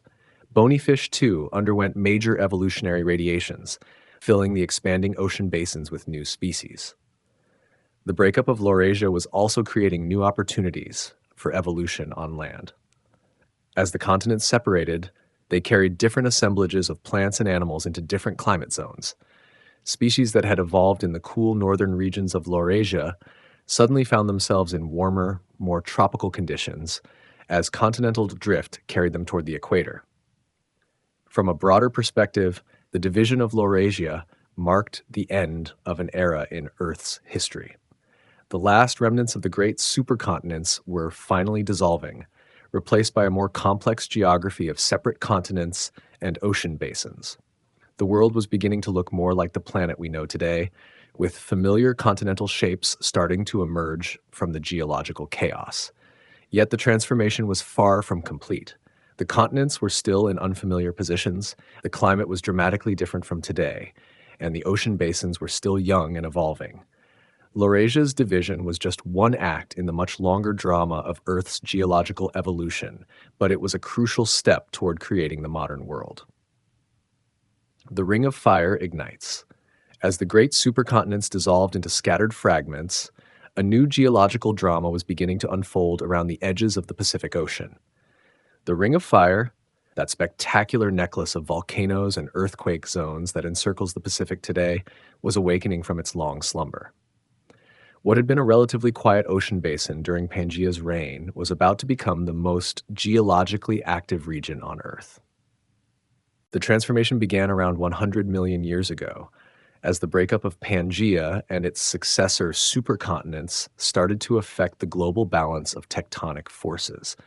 The Pacific Ocean, which had been largely surrounded by the unified land masses of the supercontinents, suddenly found itself bordered by a collection of separate mobile plates. These plates began to push and pull against each other in new ways, creating the conditions for spectacular geological fireworks. The first signs of the Ring of Fire's awakening appeared along the western coast of the Americas. As North and South America drifted westward, away from their former connections with Europe and Africa, they began to override the oceanic plates of the Pacific. This process, called subduction, forced the dense oceanic crust beneath the lighter continental crust, creating zones of intense geological activity. Picture the scene along the early Andean coast. The oceanic Nazca Plate was being pushed beneath the South American continent like a conveyor belt disappearing under a factory floor. As the oceanic plate descended into the Earth's interior, it began to melt, creating chambers of molten rock beneath the continental crust. This magma, lighter than the surrounding solid rock, began to rise toward the surface. The result was a chain of volcanoes unlike anything that had existed during the supercontinent era. These weren't the flood basalts that had marked the breakup of Pangea, but tall, steep-sided volcanoes that built up over millions of years through repeated eruptions. The early Andes began to rise, grain by grain, eruption by eruption, into the mighty mountain range we know today. The volcanic activity wasn't limited to South America. All around the Pacific Rim, similar processes were beginning to create new mountain ranges and volcanic chains. The western coast of North America saw the birth of the Cascade Range and the Sierra Nevada. In Asia, the island arcs of Japan and the Philippines began to take shape as oceanic plates subducted beneath the continental margins. These weren't isolated events, but part of a coordinated global transformation. The breakup of the supercontinents had fundamentally altered how Earth's tectonic system worked. Instead of the simple push and pull that had characterized the supercontinent cycle, The planet now had a complex network of moving plates, each interacting with its neighbors in intricate ways. The Ring of Fire became the stage where these interactions played out most dramatically. The Pacific Plate, one of the largest on Earth, found itself surrounded by aggressive neighbors. Along its eastern edge, it was being overridden by the American continents. Along its western edge, it was colliding with and diving beneath the Asian continental margin. To the north and south, it was grinding against other oceanic and continental plates in a complex dance of geological forces. The volcanic eruptions that began to characterize the Ring of Fire were different from anything that had come before. These explosive eruptions sent ash and gas high into the atmosphere, creating spectacular displays visible for hundreds of miles. The volcanic ash, rich in minerals, began to alter the chemistry of the oceans and atmosphere in ways that would have lasting effects on life and climate. The timing of the Ring of Fire's ignition was particularly significant for life on Earth. The late Cretaceous period was already a time of dramatic biological change, with flowering plants transforming terrestrial ecosystems and new groups of marine organisms evolving rapidly. The increased volcanic activity around the Pacific added another layer of environmental pressure and opportunity. The volcanic ash from Ring of Fire eruptions fertilized the oceans with minerals that had been locked away in the Earth's interior. This nutrient input supported massive blooms of marine life, from microscopic plankton to large marine reptiles. The warm, mineral-rich waters of the Pacific became some of the most productive marine ecosystems in Earth's history. On land, the rising mountain ranges created by Ring of Fire volcanism began to alter weather patterns across entire continents. The early Andes acted like a giant wall, blocking moisture from the Pacific and creating rain shadows that would eventually become some of the world's driest deserts. Similar effects occurred along other parts of the Ring of Fire as volcanic mountain ranges began to shape continental climate patterns. The geological processes that created the Ring of Fire also had important implications for the concentration and distribution of mineral resources. The subduction zones that drove the volcanic activity also created conditions favorable for the formation of valuable ore deposits. Gold, silver, copper, and other metals began to concentrate in the volcanic rocks of the Ring of Fire, creating some of the richest mineral deposits on Earth. The marine ecosystems around the Pacific Rim were being transformed by the increased geological activity. Hydrothermal vents created by underwater volcanic activity began to support unique communities of organisms that thrived in the hot, chemical-rich waters. These deep-sea oases would become important centers of evolutionary innovation, giving rise to organisms unlike anything found elsewhere on Earth. The Ring of Fire's development also marked a fundamental shift in how earthquakes affected life on Earth. The subduction zones that drove the volcanic activity were also sources of powerful earthquakes, some of the largest in the planet's history. These seismic events began to shape the evolution of organisms living along the Pacific Rim, favoring species that could survive sudden catastrophic environmental changes. The island chains that began to form within the Pacific as a result of Ring of Fire volcanism created new laboratories for evolution. Isolated volcanic islands rising from the deep ocean far from any continental landmass were colonized by whatever plants and animals could reach them by flying, swimming, or drifting on ocean currents. These island populations then evolved in isolation, often developing into unique species found nowhere else on Earth. The chemical composition of the Pacific Ocean itself began to change as Ring of Fire volcanism pumped new materials into the water. Volcanic gases dissolved in seawater, altering its pH and mineral content. Underwater eruptions added dissolved metals and other compounds that affected marine life in complex ways. Some organisms thrived in these new chemical conditions, while others struggled to adapt. The atmospheric effects of Ring of Fire volcanism were equally dramatic. Large eruptions sent sulfur compounds and ash high into the stratosphere, where they could influence global climate patterns. These volcanic aerosols reflected sunlight back to space, creating temporary cooling effects that could last for years after major eruptions. But the Ring of Fire wasn't just about destruction and chaos. The volcanic activity was also creating new land, adding to the Earth's continental crust through the accumulation of volcanic rocks. Over millions of years, this process would add significant amounts of new land to the continents, particularly along the western margins of the Americas.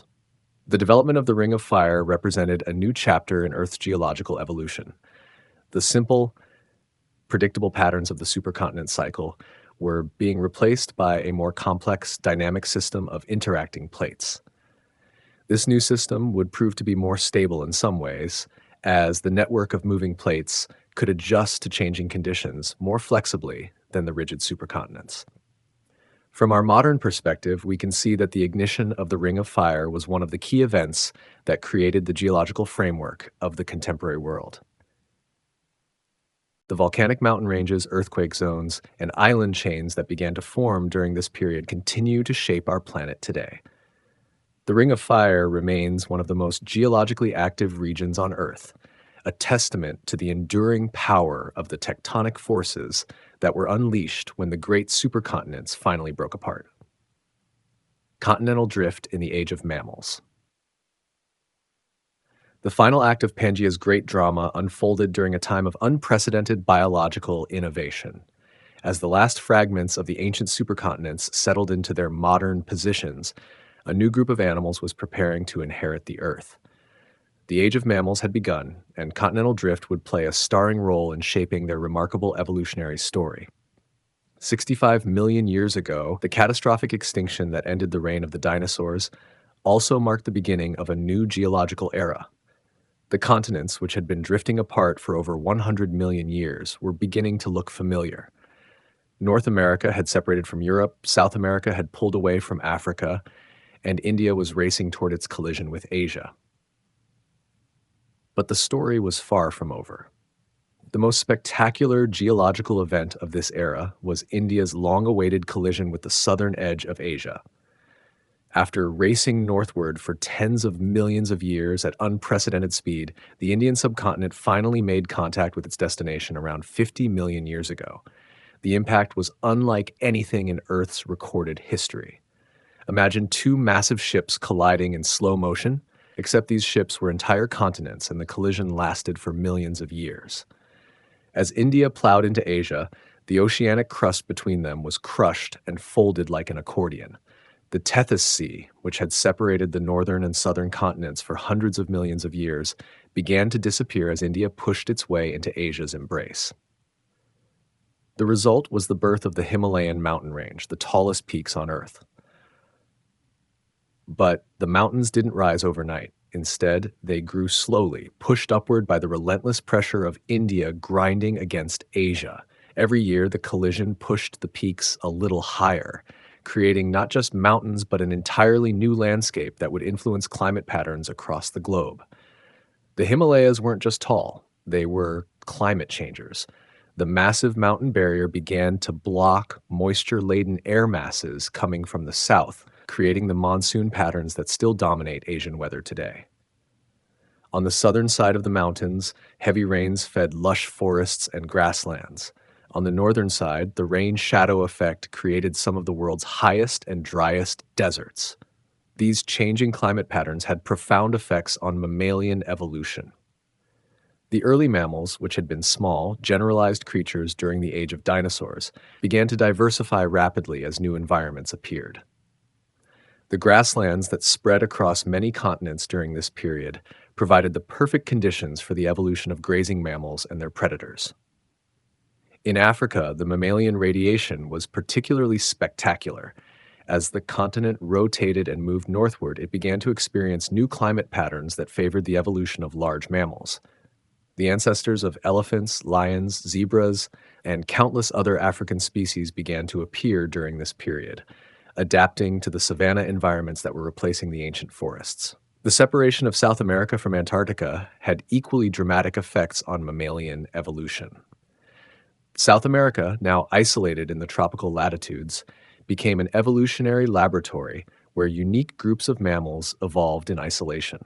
Giant ground sloths, massive armadillo relatives, and unusual hoofed mammals developed characteristics found nowhere else on Earth. Australia's journey was perhaps the most remarkable of all. Having broken away from Antarctica around 45 million years ago, the continent drifted northward into increasingly tropical latitudes. The marsupials that had reached Australia before its separation from other continents evolved in complete isolation, developing into the unique fauna that characterizes the continent today. The formation of the Isthmus of Panama around 3 million years ago created one of the most important biological events in recent Earth history. When North and South America finally connected, it allowed mammals to migrate between the continents for the first time in tens of millions of years. This great American interchange saw northern mammals like cats, dogs, and horses moving south, while southern mammals like armadillos and opossums moved north. Ocean currents played an equally important role in shaping mammalian evolution during this period. The closure of the Tethys Sea by India's collision with Asia altered global circulation patterns, affecting climate worldwide. The opening of the Drake Passage between South America and Antarctica allowed cold polar waters to circulate around Antarctica for the first time, leading to the formation of the Antarctic ice sheet. This global cooling trend, which began around 35 million years ago, marked the end of the greenhouse conditions that had characterized much of the Earth's history. The new, cooler climate favored the evolution of mammals adapted to temperate and even cold conditions. Woolly mammoths, cave bears, and other Ice Age mammals began to appear as the world entered a series of ice ages. The volcanic activity associated with continental drift continued to influence mammalian evolution throughout this period. The formation of volcanic island chains in the Pacific and other oceans created stepping stones that allowed some mammals to reach previously isolated landmasses. Bats, with their ability to fly, were particularly successful at colonizing these new habitats. The changing geography also affected the evolution of marine mammals. As new ocean basins opened and others closed, marine ecosystems were constantly being reorganized. Whales, which had evolved from land mammals early in this period, diversified rapidly as they adapted to different oceanic environments. The ancestors of modern dolphins, porpoises, and baleen whales all appeared during this time of oceanic change. Plant evolution during the age of mammals was equally dramatic. The continued cooling of global climate favored the spread of grasslands at the expense of forests. This shift from forest to grassland ecosystems drove the evolution of grazing mammals and their predators, creating the complex ecological relationships that characterize many modern environments. The rise of the Himalayas and other mountain ranges also created new opportunities for plant evolution. High-altitude environments, which had been rare during the warm periods of Earth's history, now became common. Plants evolved specialized adaptations for surviving in thin air, cold temperatures, and intense solar radiation. The development of seasonal climate patterns, driven partly by the changing positions of the continents, influenced the evolution of migration behavior in many mammalian species. As environments became more variable from season to season, mammals that could move to follow favorable conditions gained significant advantages over those that remained in one place year-round. Human evolution was profoundly influenced by these continental drift processes. The formation of the Rift Valley in East Africa, caused by tectonic forces related to the continent's ongoing rotation and movement, created the environmental conditions that favored the evolution of early human ancestors. The changing climate patterns in Africa, influenced by global tectonic processes, played a crucial role in driving human evolution. The ice ages that characterized the later part of this period were themselves partly a result of continental positions. The arrangement of continents around the poles, particularly the position of Antarctica over the South Pole, created conditions favorable for ice sheet formation. These ice ages drove rapid evolutionary change in many mammalian lineages, including our own.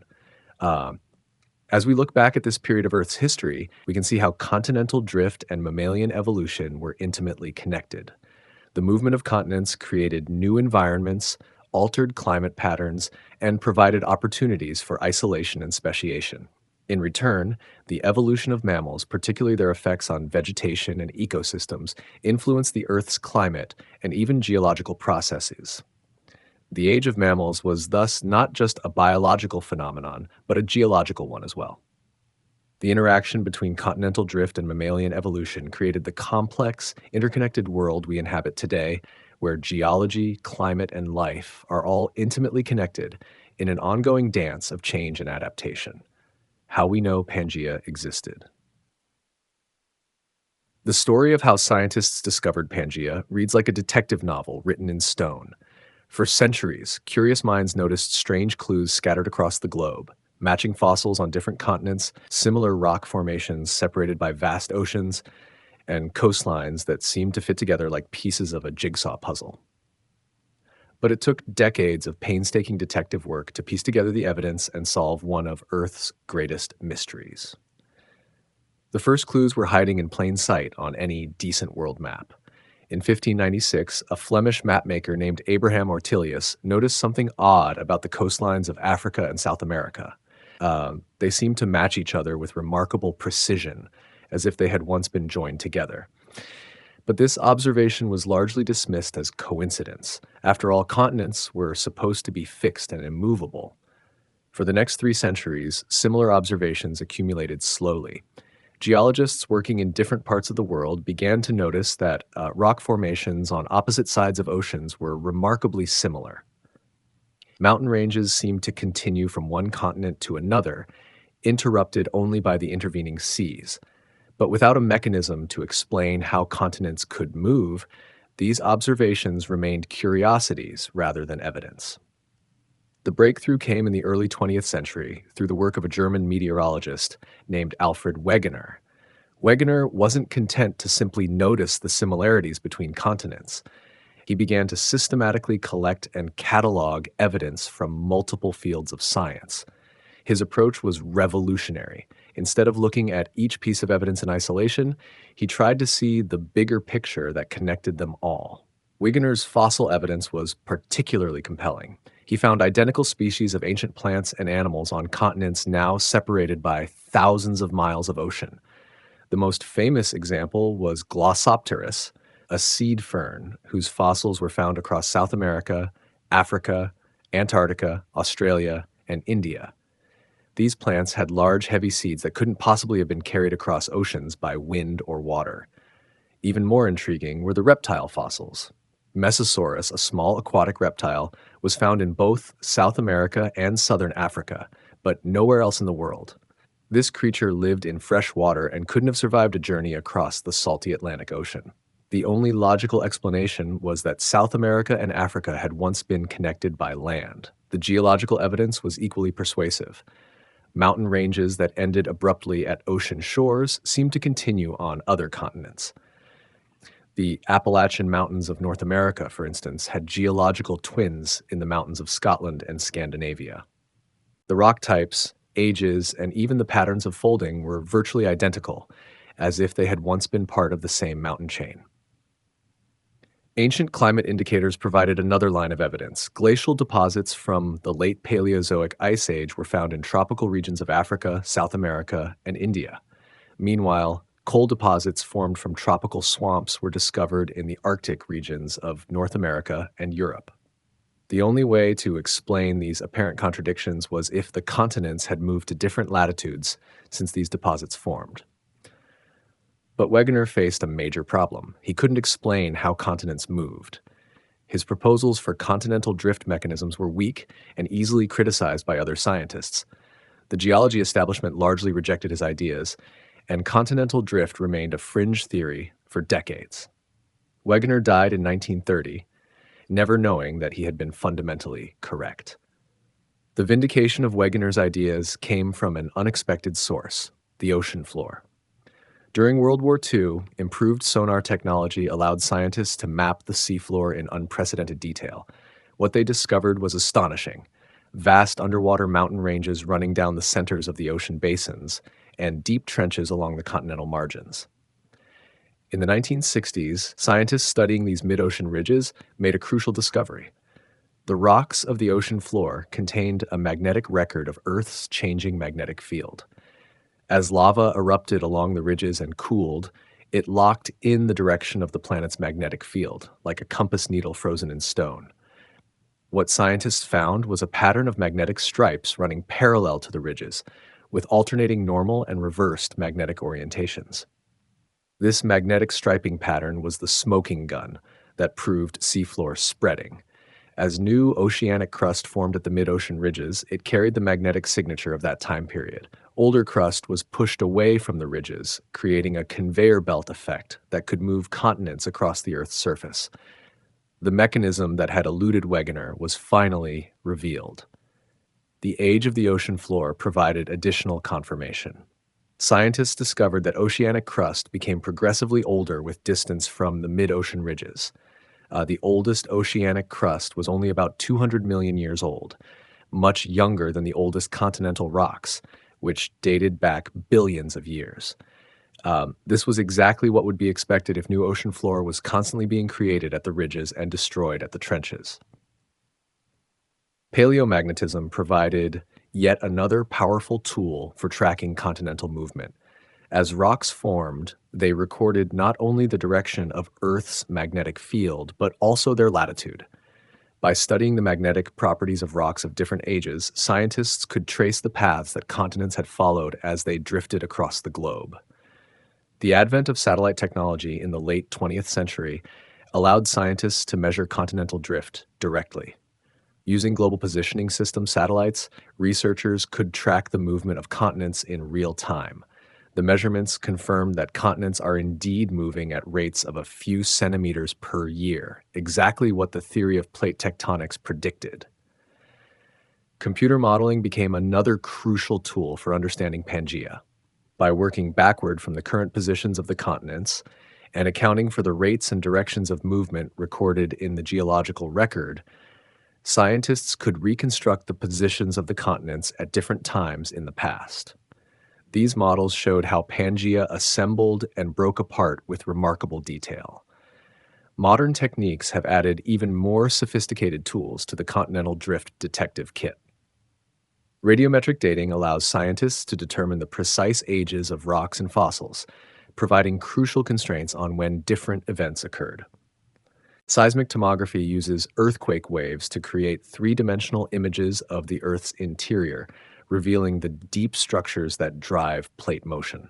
Perhaps the most compelling evidence for Pangea comes from combining all these different lines of evidence into a coherent story.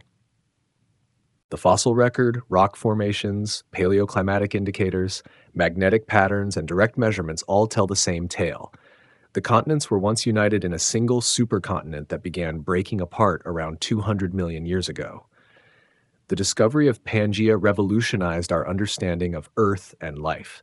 It explained the distribution of fossils, the locations of mountain ranges, the patterns of climate change, and countless other geological puzzles.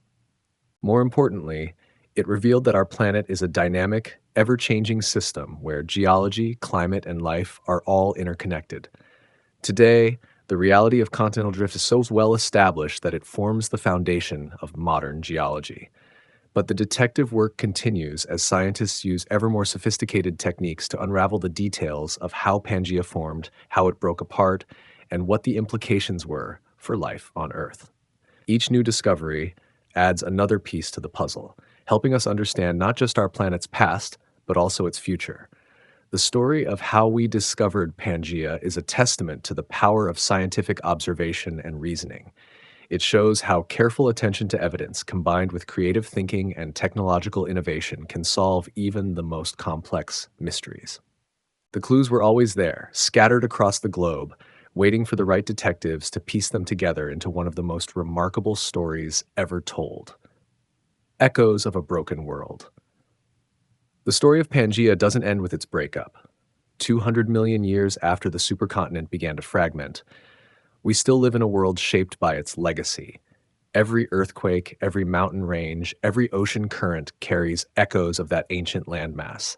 The very ground beneath our feet remembers Pangea, and the consequences of its dissolution continue to shape our planet in ways both subtle and profound. Climate is perhaps where Pangea's influence remains most visible today. The breakup of the supercontinent fundamentally altered how heat and moisture move around our planet. During Pangea's reign, vast interior deserts dominated the landscape because ocean air couldn't penetrate the massive landmass. Today's more moderate continental climates exist largely because the scattered continents allow ocean influences to reach far inland. The monsoon systems that bring life giving rains to billions of people are direct descendants of circulation patterns established during Pangea's breakup. The Himalayan mountains, thrust upward by India's collision with Asia, continue to drive the Asian monsoons that feed the great rivers of China and Southeast Asia. Without Pangea's dissolution, these crucial weather patterns simply wouldn't exist. Ocean circulation tells a similar story. The great currents that carry warm water from the tropics toward the poles follow pathways carved out during the supercontinent's fragmentation.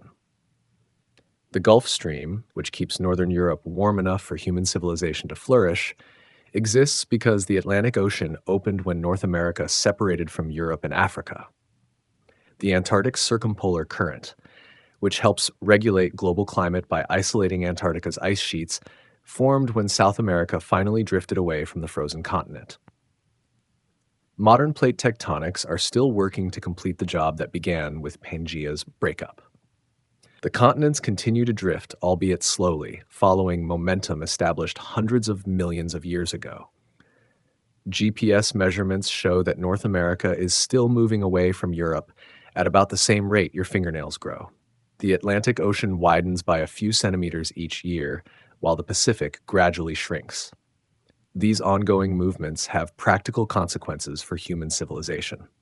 The earthquakes that shake California and Japan, the volcanoes that rumble in Indonesia and the Andes, the tsunamis that can devastate coastal communities, all trace their origins to tectonic processes set in motion by Pangea's dissolution. The Ring of Fire, which threatens hundreds of millions of people with seismic hazards, is a direct consequence of the new plate arrangements that emerged after the supercontinent broke apart. The distribution of natural resources across our planet also reflects Pangea's ancient geography. Oil deposits in the North Sea formed from marine organisms that lived in the narrow seaways created during the early stages of Atlantic opening. Coal beds in Pennsylvania and the Ruhr Valley of Germany were laid down in the tropical swamps that flourished along Pangea's equatorial regions. Even the diamond mines of South Africa and the gold deposits of the Witwatersrand are positioned where they are because of geological processes that occurred during the supercontinent's assembly and breakup. Biological diversity still bears the stamp of Pangea's influence. The reason South America has such unique mammals, llamas, chinchillas, and capybaras found nowhere else, is because the continent was isolated for tens of millions of years after breaking away from Africa. Australia's distinctive marsupials evolved in splendid isolation after that continent separated from Antarctica. The global distribution of plant families from baobab trees to southern beaches maps directly onto the ancient connections between Gondwana's fragments.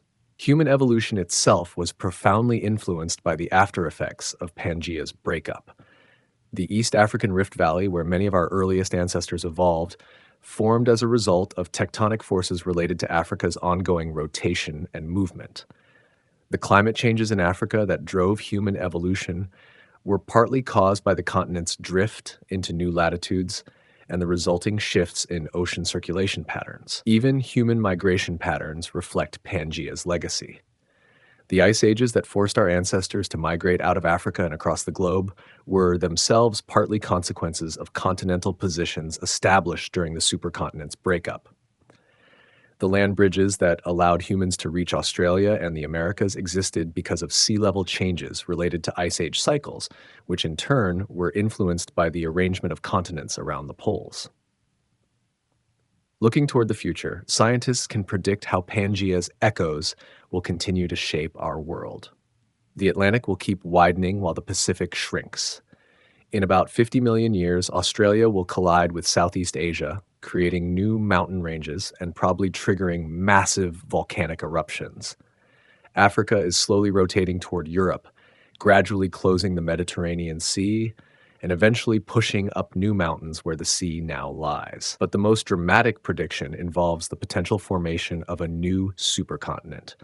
Computer models suggest that in 200 to 300 million years, the continents may once again assemble into a single landmass. Some scientists call this hypothetical future supercontinent Pangea Proxima or Amasia, depending on the specific configuration they predict. If these predictions prove correct, the Earth of the far future will face challenges similar to those that characterize Pangea's time. Vast interior deserts may return as ocean influences are blocked by the massive landmass. Climate patterns could become more extreme, with scorching summers and bitter winters in the continental interior. The biological diversity that flourished during our current era of scattered continents might give way to the more uniform conditions that characterize supercontinent times. Yet, the cycle would eventually begin again. The same forces that tore Pangea apart would eventually fragment any future supercontinent. Heat from the Earth's interior would build up beneath the massive landmass, creating new rifts and sending the continents on another round of wandering across the globe. The cycle of supercontinent assembly and breakup appears to be a fundamental rhythm of our planet, as regular and predictable as the seasons, but playing out over hundreds of millions of years. Understanding this rhythm helps us appreciate our current moment in Earth's history. We live during a time of maximum continental dispersion, when the fragments of ancient supercontinents are as far apart as they ever get. This dispersion has created the complex geography, diverse climates, and rich biological variety that make our modern world so remarkable. The legacy of Pangea reminds us that our planet is far from static. The solid ground that seems so permanent and unchanging is actually in constant motion, carrying us on a journey whose destination won't be revealed for hundreds of millions of years. Every mountain range, every ocean basin, every climate pattern we know today is just a temporary arrangement in the much longer story of continental drift. Perhaps most remarkably, Pangea's breakup created the conditions that allowed complex life, including human civilization, to flourish.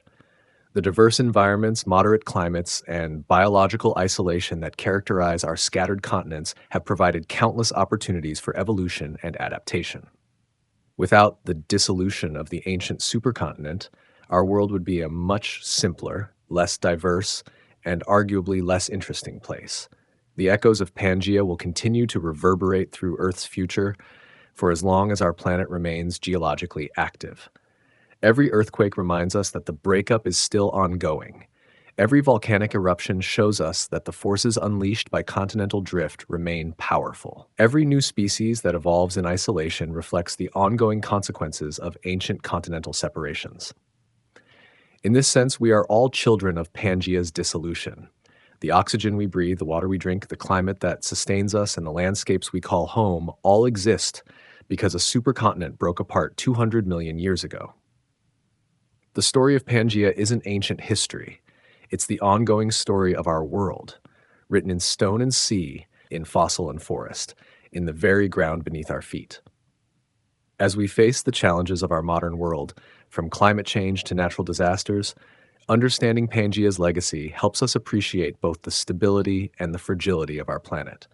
The same forces that created our beautiful, diverse world also have the power to transform it in ways we can barely imagine.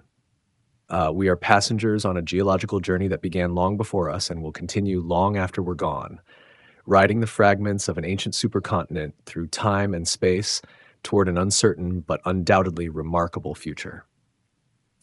The story of Pangea teaches us that change, not permanence, is the fundamental nature of our world. Everything we see around us, every continent, every ocean, every mountain range, is temporary, existing for just a moment in the vast sweep of geological time. Yet within that moment, within this brief arrangement of land and sea that we call home, life has found countless ways to flourish and thrive. Perhaps that is Pangea's greatest gift to us, the knowledge that even the most dramatic changes can lead to new opportunities, new forms of beauty, and new possibilities for life. The supercontinent's breakup wasn't an ending, but a beginning, the start of the complex, diverse, ever-changing world we inhabit today. And as we look toward the future, we can be confident that whatever changes lie ahead, life will find a way to adapt, evolve, and continue the remarkable story that began when Pangea first started to crack along its ancient seams.